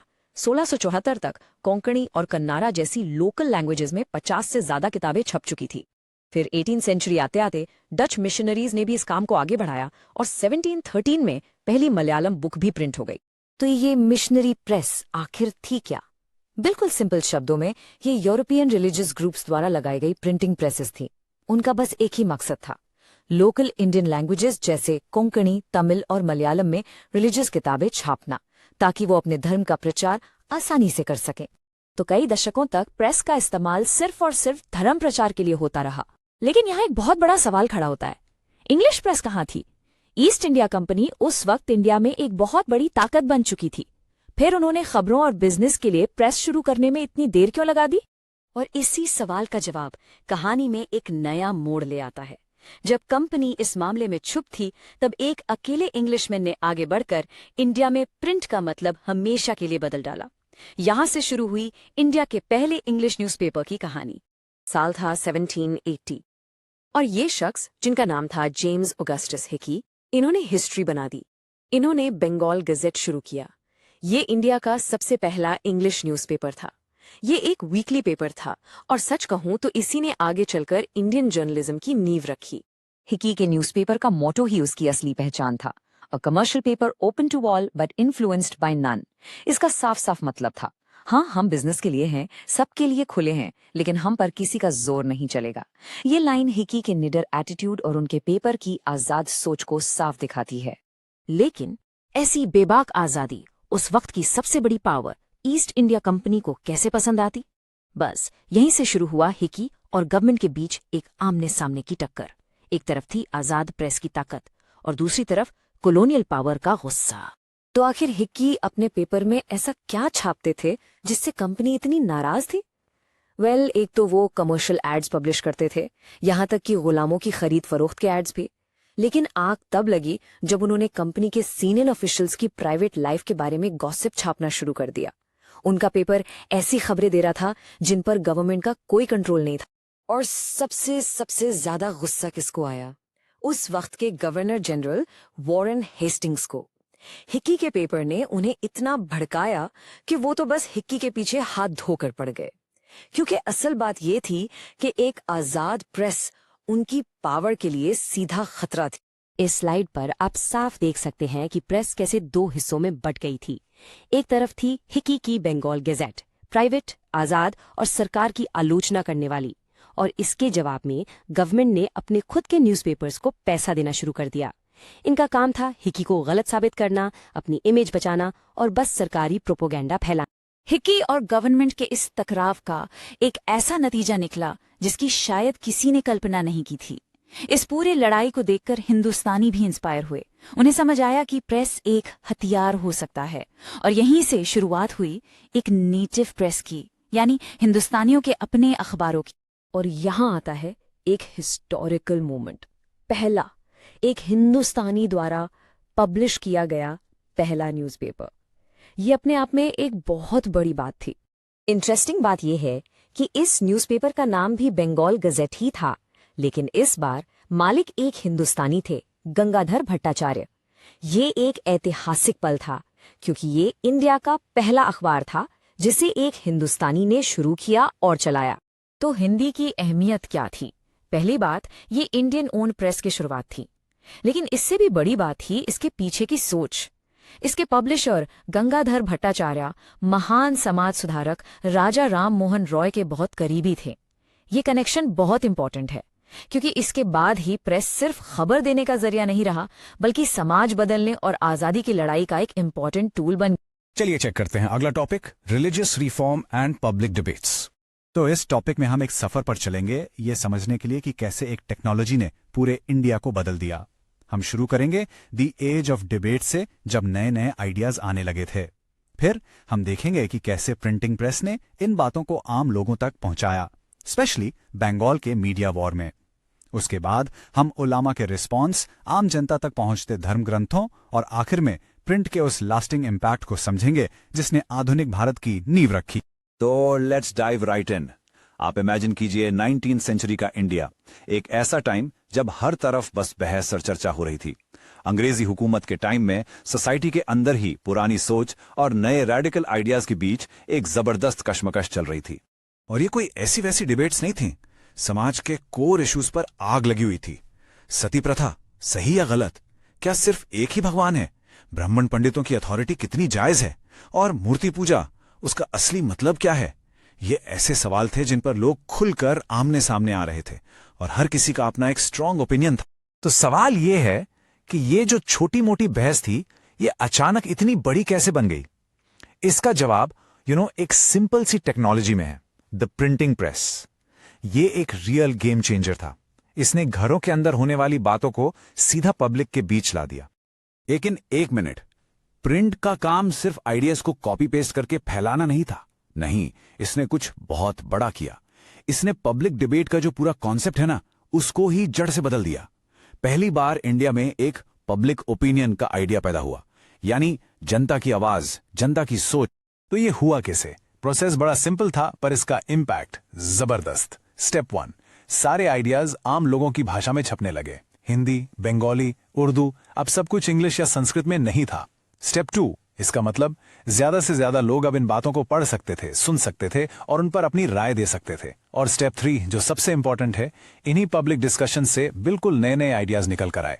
एक तरह से एक चेन रिएक्शन शुरू हो गया था। अगर आपको इसका एक लाइव एग्जाम्पल देखना है ना, तो सीधा चलते हैं बंगाल। यहां जो हो रहा था वो सिर्फ एक डिबेट नहीं थी, नो वे, ये एक ऑल आउट वॉर था जो अखबारों के पन्नों पर लड़ा जा रहा था। एक तरफ थे रिफॉर्मर्स और दूसरी तरफ पुरानी परंपरा को मानने वाले लोग। एक फुल ब्लोन मीडिया वॉर, बिल्कुल सही सुना आपने। एक कॉर्नर में थे सोशल रिफॉर्मर राजा राममोहन रॉय, जिन्होंने 1821 में अपना पेपर शुरू किया संवाद कौमुदी, और उनके प्रोग्रेसिव आइडियाज को काउंटर करने के लिए दूसरे कॉर्नर में हिंदू ऑर्थोडॉक्सी ने अपना पेपर लॉन्च कर दिया, समाचार चंद्रिका। मतलब ये एक प्रॉपर इंटेलेक्चुअल फाइट थी जो प्रिंट के जरिए लड़ी जा रही थी। लेकिन ये आग सिर्फ बंगाल तक महदूद नहीं थी, ये पूरे देश में फैल रही थी। सोचो 1822 तक ही पर्शियन लैंग्वेज में जमे जहां नामा और शम्सुल अखबार जैसे पेपर्स आ गए थे, और आगे बढ़े तो उसी साल गुजराती में बॉम्बे समाचार भी शुरू हो गया।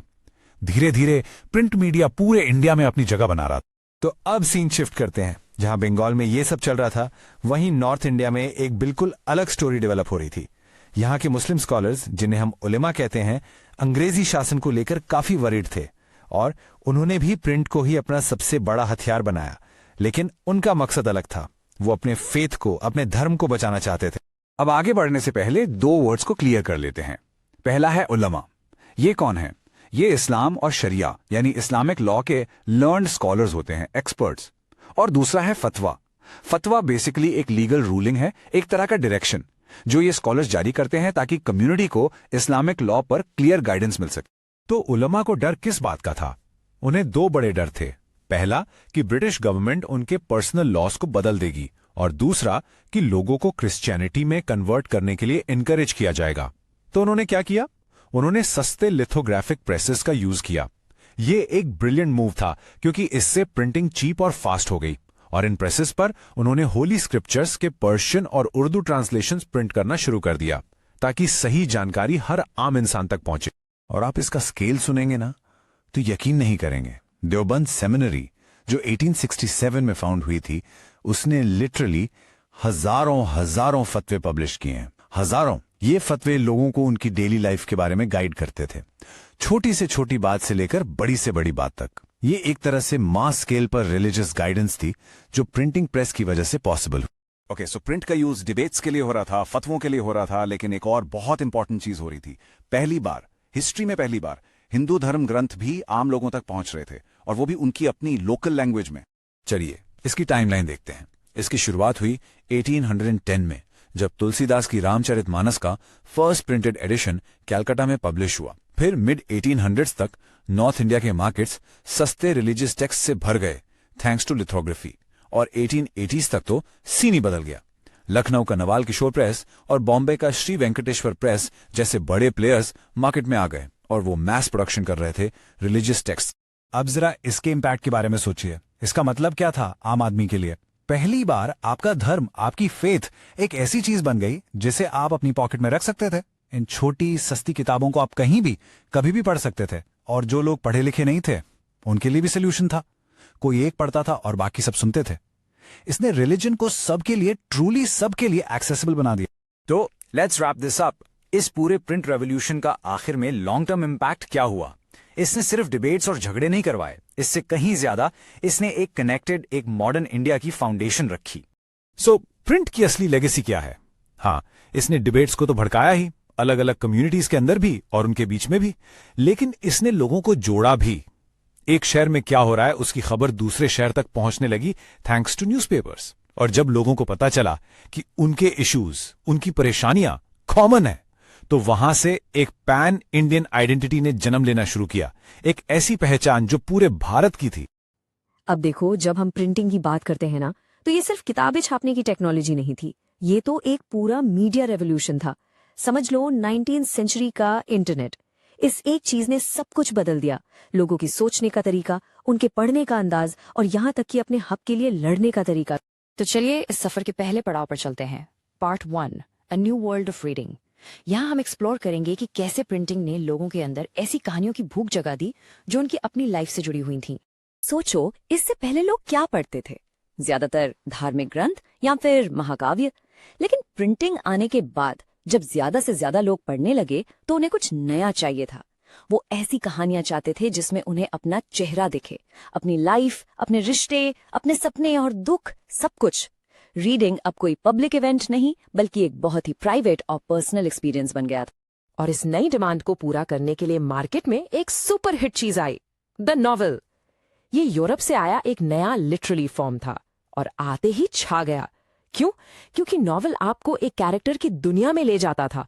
उसकी सोच, उसके इमोशंस, आप सब कुछ महसूस कर सकते थे, बिल्कुल आजकल की किसी ग्रिपिंग वेब सीरीज की तरह जिसमें आप कैरेक्टर्स की लाइफ का हिस्सा बन जाते हो।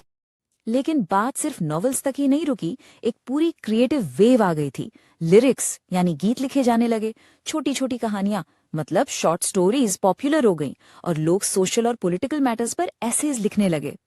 इन सबका कॉमन पॉइंट क्या था? फोकस था आम इंसान की लाइफ पर, उसकी पर्सनल फीलिंग्स पर और सोसाइटी के रूल्स पर। तो ये तो हुई लिखे हुए शब्दों की कहानी। अब आगे बढ़ते हैं पार्ट 2 पर, आर्ट फॉर एवरीवन। अब हम देखेंगे कि लेट 19th सेंचुरी में शब्दों के साथ साथ तस्वीरों की दुनिया में कितना बड़ा बदलाव आ रहा था। हुआ ये कि जैसे जैसे प्रिंटिंग प्रेस आम होने लगे, तस्वीरों को कॉपी करना मतलब उनकी हजारों लाखों कॉपीज बनाना बहुत आसान और सस्ता हो गया। इसका सीधा सा मतलब था कि आर्ट अब सिर्फ राजा महाराजाओं के महलों या अमीर लोगों के घरों की चीज नहीं रह गया था। आर्ट अब सबके लिए था, एकदम आर्ट फॉर एवरीवन। और ये सब कब हो रहा था? 19th सेंचुरी में, एक ऐसा टाइम जब इंडिया में बड़े बड़े शहर बन रहे थे, एक नया मिडिल क्लास डेवलप हो रहा था और लोगों के अंदर एक नेशनल आइडेंटिटी की फीलिंग जाग रही थी। बेसिकली इस बदलते माहौल ने तस्वीरों के लिए एक जोरदार मार्केट क्रिएट कर दिया था। और इस विजुअल रेवोल्यूशन का एक सुपरस्टार था राजा रवि वर्मा।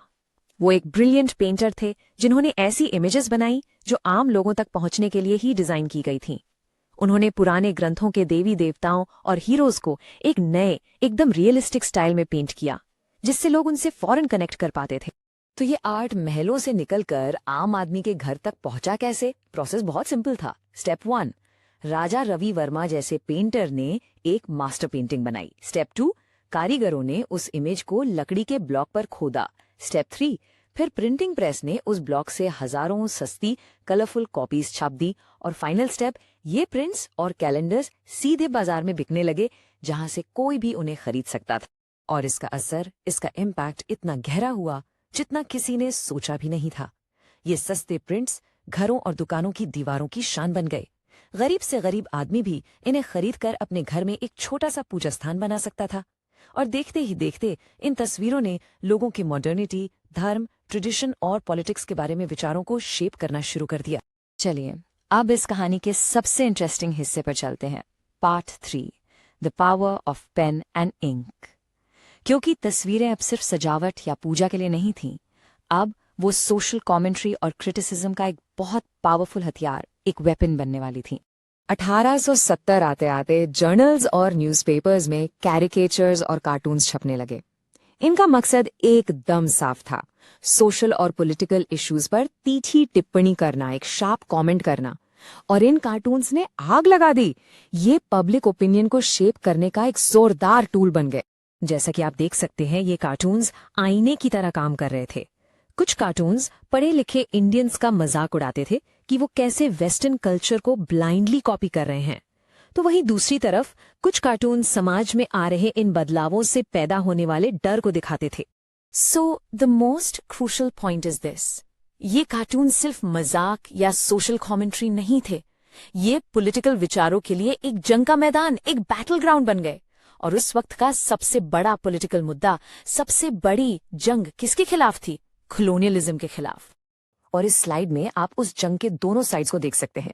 एक तरफ थे द ब्रिटिश, जो इंपीरियल कार्टून्स बनाते थे, जिसमें वो इंडियन नेशनलिस्ट्स को कमजोर और बेवकूफ दिखाकर आजादी की लड़ाई को कमजोर करना चाहते थे। और दूसरी तरफ थे इंडियन नेशनलिस्ट्स, जिनके नेशनलिस्ट कार्टून्स अंग्रेजी शासन का पर्दाफाश करते थे और आजादी के लिए पब्लिक सपोर्ट बनाते थे। ये शब्दों की नहीं, तस्वीरों की लड़ाई थी, एक विजुअल वॉर। चलो अगला टॉपिक देखते हैं, वुमेन एंड प्रिंट। ये कहानी है उन ब्रेव औरतों की जिन्होंने लिखना सीखा और अपनी कलम से भारत के समाज की तस्वीर ही बदल दी। तो बात है मिड 19th सेंचुरी की। शहरों और कस्बों में ना एक नई हवा चलने लगी थी। पहली बार औरतों की जिंदगियों, उनके दुख, उनकी खुशियों को लिखा जा रहा था। और इसका असर मिडिल क्लास घरों में महिलाएं खूब पढ़ने लगी थी। तो ये सब शुरू कैसे हुआ? इसकी शुरुआत हुई कुछ आगे की सोच रखने वाले परिवारों से। लिबरल हस्बैंड्स और फादर्स ने अपनी बीवियों और बेटियों को घर पर ही पढ़ाना शुरू किया। फिर मिड 19th सेंचुरी के बाद अचानक से वुमेन स्कूल्स खुलने लगे, और तो और नए नए जर्नल्स भी आने लगे जिन्होंने महिलाओं के लिखे हुए आर्टिकल्स पब्लिश किए। इन जर्नल्स का मकसद साफ था, लोगों को यह समझाना कि औरतों का पढ़ना लिखना कितना जरूरी है। यहां तक कि वो घर पर पढ़ाई के लिए पूरा सिलेबस और रीडिंग मटेरियल भी दे देते थे। सोच के देखिए। लेकिन आप जानते हैं, जब भी कोई बड़ा बदलाव आता है तो उसके खिलाफ आवाजें भी उठती हैं, और यहां भी वही हुआ। हर परिवार लिबरल नहीं था, बिल्कुल नहीं। बहुत से लोग तो इस बात से ही डरते थे कि अगर औरतें पढ़ लिख गई तो क्या होगा। और ये डर दो तरफ से आ रहा था। जो कंजर्वेटिव हिंदूज थे उन्हें लगता था कि पढ़ी लिखी लड़कियां जल्दी विधवा हो जाएंगी, मतलब एक अजीब सा अंधविश्वास था। और दूसरी तरफ कंजर्वेटिव मुस्लिम्स को यह डर था कि अगर उनकी औरतें उर्दू रोमांसेस पढ़ेंगी तो वो करप्ट हो जाएंगी, मतलब कि उनके संस्कार बिगड़ जाएंगे। लेकिन इन सब पाबंदियों और डर के बीच कुछ ऐसी भी महिलाएं थीं जिन्होंने हार नहीं मानी। उन्होंने समाज के खिलाफ बगावत की और छिप छिप कर पढ़ना लिखना सीखा। इसकी एक मिसाल मिलती है नॉर्थ इंडिया में। एक कंजर्वेटिव मुस्लिम परिवार की लड़की थी। उसे सिर्फ अरबिक में कुरान पढ़ने की परमिशन थी, एक ऐसी भाषा जो वो समझ ही नहीं पाती थी। तो उसने क्या किया? उसने चुपके से अपनी भाषा उर्दू सीख ली। और ऐसी एक और जबरदस्त कहानी है ईस्ट बंगाल की राज सुंदरी देवी की। ये अर्ली 19th सेंचुरी की बात है। एक बहुत ही कट्टर परिवार में उनकी शादी हुई थी, और उन्होंने कहां पढ़ना सीखा पता है? अपनी रसोई में सबसे छुपकर। और उनकी ये जो छुप करके की गई पढ़ाई थी ना, वो बेकार नहीं गई। 1876 में उन्होंने अपनी ऑटोबायोग्राफी लिखी, अमर जीवन, यानी मेरी जिंदगी। और ये कोई मामूली किताब नहीं थी। ये बंगाली लैंग्वेज में पब्लिश होने वाली पहली फर्स्ट फुल लेंथ ऑटोबायोग्राफी थी। एक हिस्टोरिक अचीवमेंट। सच। तो आप समझ रहे हैं, ये जो रेबल्स थी, इन जैसी महिलाओं ने एक रास्ता बना दिया। एक ऐसा रास्ता जिस पर चलकर और भी कई औरतों ने कलम उठाई। अब वो सिर्फ रीडर नहीं थी, अब वो राइटर बन रही थी, अपनी कहानी, अपनी जुबानी। और देखते ही देखते ये एक पूरी लहर बन गई। 1860s में कैलाश बाशिनी देवी ने लिखना शुरू किया कि कैसे महिलाओं को घरों में कैद रखा जाता है, उन्हें अंधेरे में रखा जाता है, उनके साथ अन्याय होता है। फिर 1876 में तो रस सुंदरी देवी की ऑटोबायोग्राफी आ ही गई, और 1880s तक आते आते महाराष्ट्र में ताराबाई शिंदे और पंडिता रमाबाई जैसी लेखिकाएं अपर कास्ट हिंदू महिलाओं और खासकर विधवाओं की तकलीफों पर पूरे गुस्से और जोश के साथ लिख रही थीं। इससे आप अंदाजा लगा सकते हैं कि किताबों की उनकी जिंदगी में क्या अहमियत थी। एक तमिल नॉवेल का ये कोट इस एहसास को इतनी खूबसूरती से बताता है। एक महिला कहती है, कई कारणों से मेरी दुनिया बहुत छोटी है और मेरी जिंदगी की आधी से ज्यादा खुशी तो किताबों से ही आई है। सोच के देखिए, बुक्स उनके लिए आजादी की एक खिड़की थी। तो जैसे जैसे औरतें लिखने लगीं, प्रिंट कल्चर का पूरे इंडिया में एक बूम सा आ गया, एक धमाका। अब किताबें और जर्नल्स नए नए शहरों, नई नई भाषाओं और हर घर तक पहुंच रहे थे। देखिए, उर्दू, तमिल, बंगाली और मराठी में तो प्रिंटिंग पहले से ही काफी आगे थी। लेकिन हिंदी प्रिंटिंग ने जो रफ्तार पकड़ी वो 1870s के बाद पकड़ी। और सबसे इंटरेस्टिंग बात यह है कि इसका एक बहुत बड़ा सेगमेंट, अ लार्ज सेक्शन, खासतौर पर विमेन्स एजुकेशन पर ही फोकस था। 20th सेंचुरी आते आते औरतों के लिए जो जर्नल्स छपते थे वो इतने पॉपुलर हो गए कि पूछिए मत। और इनमें हर तरह की बात होती थी। वुमेन्स एजुकेशन से लेकर विधवा विवाह जैसे सीरियस टॉपिक्स पर चर्चा होती थी, देश के नेशनल मूवमेंट पर बात होती थी, और साथ ही घर कैसे चलाना है, नए फैशन क्या हैं, इस पर लेसन्स भी होते थे। एंटरटेनमेंट का भी पूरा ख्याल रखा जाता था। छोटी छोटी कहानियां और नॉवेल्स जो किस्तों में छपते थे, सीरियलाइज नॉवेल्स जिनको कहते हैं। लेकिन हाँ, एक बात जरूर है, ऐसा नहीं था कि हर चीज प्रोग्रेसिव ही लिखी जा रही थी। कुछ जगहों पर ट्रेडिशनल सोच को ही बढ़ावा दिया जा रहा था। जैसे पंजाब में राम चद्दा ने एक किताब लिखी जो बहुत बिकी, स्त्री धर्म विचार। इसका मकसद था महिलाओं को ओबीडियंट यानी आज्ञाकारी पत्नी बनाना सिखाना। खालसा ट्रैक सोसाइटी भी इसी तरह के सस्ते सस्ते बुकलेट्स पब्लिश करती थी। और इन सब किताबों को आम लोगों तक, आम औरतों तक पहुंचाने का क्रेडिट जाता है एक खास जगह को, कैलकाटा का बटाला प्रेस। ये सेंट्रल कैलकाटा का एक पूरा एरिया था जो सिर्फ सस्ती किताबें प्रिंट करने के लिए ही जाना जाता था। यहां से पेडलर्स यानी भेरी वाले ये खूबसूरत तस्वीरों वाली किताबें उठाते और सीधे घरों तक पहुंचाते। इससे हुआ ये कि औरतें अपने फ्री टाइम में आराम से इन्हें पढ़ पाती थी। आज हम ये समझने वाले हैं कि कैसे छपाई यानी प्रिंट टेक्नोलॉजी भारत में सिर्फ किताबें छापने तक ही सीमित नहीं रही, बल्कि ये समाज को बदलने का एक बहुत बड़ा जरिया बन गई। तो सबसे पहले ये समझना जरूरी है कि ये प्रिंट आखिर आम लोगों तक पहुंचा कैसे, क्योंकि शुरू में तो ये सब सिर्फ अमीर लोगों का ही खेल था। किताबें, पढ़ना लिखना, ये सब आम आदमी की पहुंच से बहुत दूर था। लेकिन फिर 19वीं सदी में मद्रास के शहरों में एक छोटी सी क्रांति हुई। चौराहों पर जहां सब लोग आते जाते थे, वहां बहुत ही सस्ती छोटी छोटी किताबें बिकने लगीं। अब सोचिए, इसका मतलब क्या हुआ? इसका मतलब ये था कि जो गरीब लोग काम के लिए बाजार आते जाते थे, वो भी अब इन किताबों को खरीद सकते थे। ज्ञान अब बंद दरवाजों से निकलकर सड़कों पर आ गया था। और ये तो बस शुरुआत थी। 20वीं सदी की शुरुआत होते होते पब्लिक लाइब्रेरीज का एक पूरा दौर शुरू हो गया। ये लाइब्रेरियां सिर्फ बड़े शहरों में ही नहीं, बल्कि छोटे कस्बों और जो थोड़े अमीर गांव थे, वहां भी खुलने लगी। तो अब अगर आपके पास किताब खरीदने के पैसे नहीं भी हैं, तो भी कोई बात नहीं, आप लाइब्रेरी जाकर पढ़ सकते थे। एक्सेस टू इन्फॉर्मेशन एकदम से बढ़ गया। अच्छा, एक इंटरेस्टिंग बात यह है कि इन लाइब्रेरियों को पैसा कौन दे रहा था? इन्हें अक्सर अमीर लोग स्पॉन्सर करते थे, जिन्हें हम पेट्रन्स कहते हैं। उनके लिए एक लाइब्रेरी खोलना अपनी इज्जत बढ़ाने का, समाज में अपना रुतबा दिखाने का एक तरीका था। खैर, वजह जो भी हो, फायदा तो आम जनता का ही हो रहा था। तो अब किताबें लोगों के हाथ में थीं। लेकिन अब ये सिर्फ ज्ञान की चीजें नहीं थीं, ये एक हथियार बन रही थीं, सामाजिक न्याय के लिए एक जबरदस्त हथियार। और इनका सबसे बड़ा निशाना था सदियों पुरानी जाति व्यवस्था। और इस लड़ाई के सबसे शुरुआती और सबसे बड़े योद्धाओं में से एक थे ज्योतिबा फुले। वो महाराष्ट्र में लो कास्ट प्रोटेस्ट मूवमेंट्स के पायनियर थे, मतलब उन्होंने ही इसकी नींव रखी। और उन्होंने बहुत जल्दी समझ लिया था कि अगर अपनी बात हजारों लाखों लोगों तक पहुंचानी है, तो प्रिंट की ताकत का इस्तेमाल करना ही होगा। तो उन्होंने अपना हथियार चुना, एक किताब जिसका नाम था गुलामगिरी। ये 1871 में पब्लिश हुई थी। इस एक किताब ने जाति व्यवस्था के अंदर जो अन्याय छिपा था, उसे परत दर परत खोलकर सबके सामने रख दिया। अब ये बातें सिर्फ कानाफूसी में नहीं हो रही थीं, ये छपकर हर किसी के हाथ में पहुंच रही थी। फूले ने जो आग लगाई थी, 20वीं सदी में उस मशाल को दो और महान समाज सुधारकों ने उठाया। एक थे महाराष्ट्र से डॉक्टर B.R. अम्बेडकर और दूसरे थे मद्रास से E.V. रामास्वामी नायकर, जिन्हें लोग प्यार से पेरियार बुलाते थे। अम्बेडकर और पेरियार दोनों ने जाति व्यवस्था पर इतना जोरदार, इतना पावरफुल लिखा कि उनकी बातें सिर्फ महाराष्ट्र या मद्रास तक ही नहीं रहीं। छपाई के जरिए उनके विचार, उनके तर्क पूरे भारत में पढ़े जाने लगे। उन्होंने एक नेशनल डिबेट, एक राष्ट्रीय बहस छेड़ दी। और ये लड़ाई सिर्फ इन बड़े नेताओं तक ही सीमित नहीं थी, ये तो बस आइसबर्ग का टिप था। देश के कोने कोने में छोटे छोटे लोकल प्रोटेस्ट मूवमेंट्स चल रहे थे। ये लोग अपने खुद के जर्नल्स और पैम्फलेट्स छापते थे, जिनमें वो पुरानी रूढ़िवादी मान्यताओं की आलोचना करते थे और एक नए बराबरी वाले समाज का सपना बुनते थे। अब कहानी में एक और बहुत ही दिलचस्प मोड़ आता है। ये लड़ाई अब सिर्फ पढ़े लिखे सुधारकों की नहीं रह गई थी, अब ये फैक्ट्रियों में काम करने वाले मजदूरों तक पहुंच गई थी। और अब वो अपनी आवाज, अपनी कहानी खुद कहना चाहते थे। लेकिन जरा सोचिए, ये कितना मुश्किल रहा होगा। फैक्ट्री के मजदूर जो दिन रात काम के बोझ तले दबे हुए थे, जिनके पास पढ़ने लिखने का ज्यादा मौका ही नहीं था, वो अपने अनुभवों के बारे में कैसे लिखते? उनकी कहानियां तो अनकही ही रह जाती थी। पर कुछ लोगों ने इस चुनौती को पार किया, जैसे कि कानपुर के एक मिल मजदूर काशी बाबा। उन्होंने 1938 में किताब लिखी, छोटे और बड़े का सवाल। और इस किताब में उन्होंने कमाल की बात कही। उन्होंने दिखाया कि कैसे जाति का भेदभाव और अमीरी गरीबी का शोषण, मतलब कास्ट और क्लास, असल में एक ही सिक्के के दो पहलू हैं। और काशी बाबा अकेले नहीं थे। कानपुर के ही एक और मजदूर थे जो सुदर्शन चक्र के नाम से लिखते थे। उन्होंने 1935 से लेकर 1955 तक लगभग 20 साल तक कविताएं लिखीं।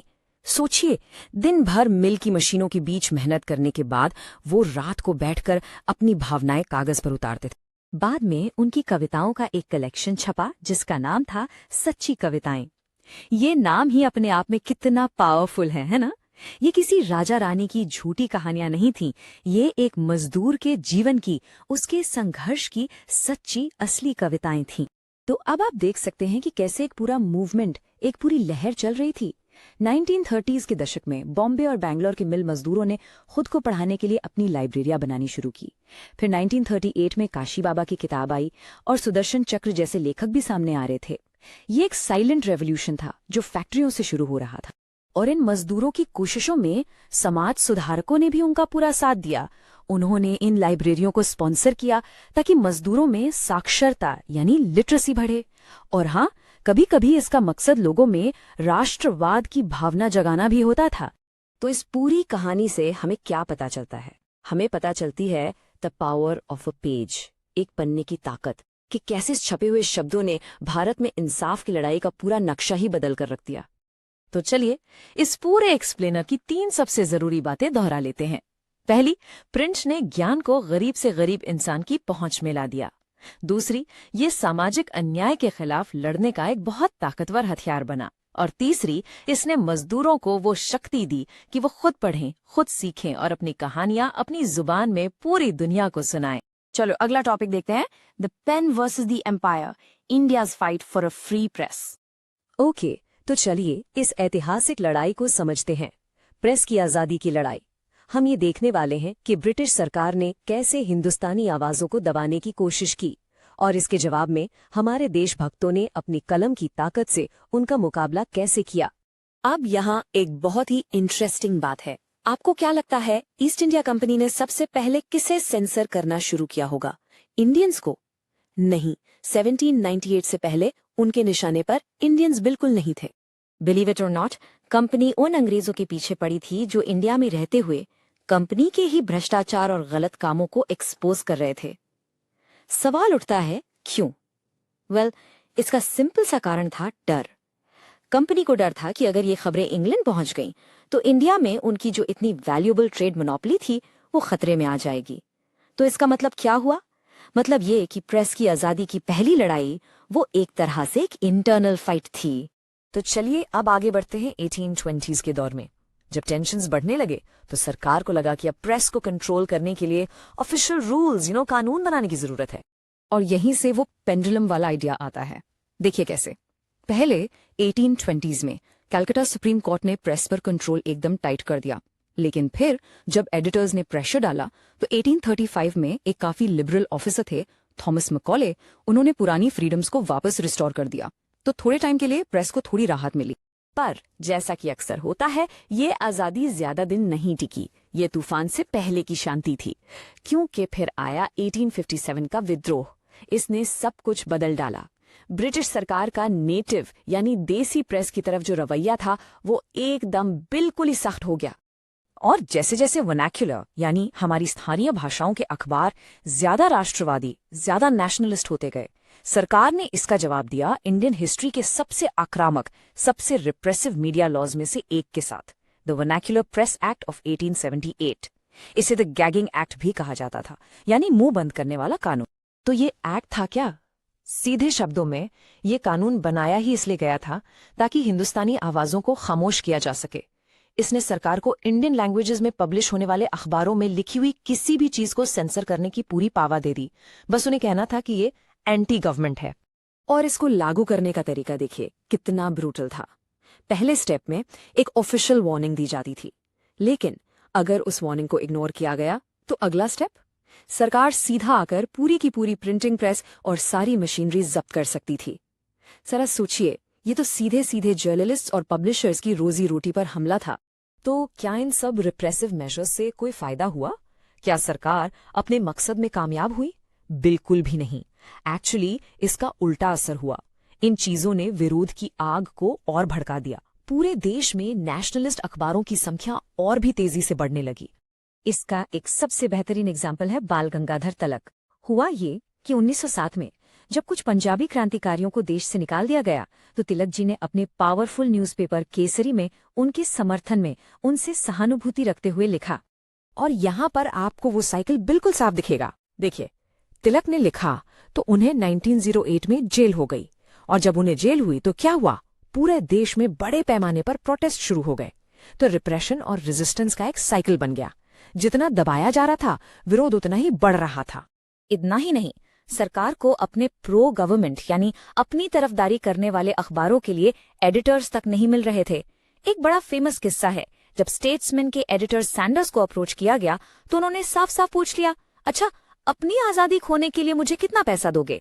इससे पता चलता है कि कुछ अंग्रेज भी सरकारी पैसों से ज्यादा एक आजाद प्रेस की कीमत समझते थे। चलिए अब इस सफर के आखिरी हिस्से पर चलते हैं। वर्ल्ड वॉर्स के दौरान ये वो वक्त था जब वो पेंडुलम हमेशा के लिए टोटल स्टेट कंट्रोल की तरफ झुक गया। सरकार ने जंग का बहाना बनाकर प्रेस पर अपनी पकड़ बिल्कुल मजबूत कर ली। वर्ल्ड वॉर 1 के टाइम पर डिफेंस ऑफ इंडिया रूल्स लाए गए। इसके तहत 22 अखबारों से सिक्योरिटी डिपॉजिट मांगा गया। उनमें से 18 ने तो कंप्लाई करने से बेहतर अखबार बंद कर देना ठीक समझा। फिर जंग के बाद रॉलेट रिपोर्ट ने चीजों को और भी सख्त कर दिया, और जब वर्ल्ड वॉर 2 शुरू हुआ तो डिफेंस ऑफ इंडिया एक्ट ने सरकार को, आप कह सकते हैं, ऑलमोस्ट एब्सोल्यूट पावर दे दी। जंग से जुड़ी कोई भी खबर वो सेंसर कर सकते थे, और 1942 में क्विट इंडिया मूवमेंट की सारी रिपोर्ट्स को इसी एक्ट के अंडर सेंसर किया गया। तो इस दबाव का, इस सप्रेशन का स्केल कितना बड़ा था, जरा इस नंबर पर गौर कीजिए, 90। ये 90 क्या है? ये उन अखबारों की गिनती है जिन्हें सिर्फ 1 महीने के अंदर अगस्त 1942 में दबा दिया गया था। जी हाँ, 90 न्यूज़पेपर्स इन जस्ट 1 मंथ। ये इसलिए हुआ क्योंकि वो क्विट इंडिया मूवमेंट यानी भारत छोड़ो आंदोलन पर रिपोर्ट कर रहे थे। ये साफ दिखाता है कि कॉलोनियल सरकार नेशनलिस्ट आवाज को उसके चरम पर, उसके पीक पर कुचलने के लिए कितनी डेस्परेट हो चुकी थी। तो आइए एक झट से रीकैप कर लेते हैं। ये टाइमलाइन उनकी लीगल हथियारों को दिखाती है जिन्हें ब्रिटिश ने सालों तक प्रेस को कंट्रोल करने के लिए इस्तेमाल किया, शुरुआती रेगुलेशन से लेकर वर्ल्ड वॉर्स की एब्सोल्यूट सेंसरशिप तक। तो आखिर में ये सवाल उठता है, अगर कलम तलवार से ज्यादा ताकतवर है तो क्या होता है जब तलवार उस कलम को तोड़ने की कोशिश करती है? इंडिया की हिस्ट्री हमें दिखाती है कि भले ही उसे दबाया गया, उस पर हमले हुए, लेकिन वो कलम लड़ती रही और आखिर में उसने एक पूरे देश को आजादी के लिए इंस्पायर किया।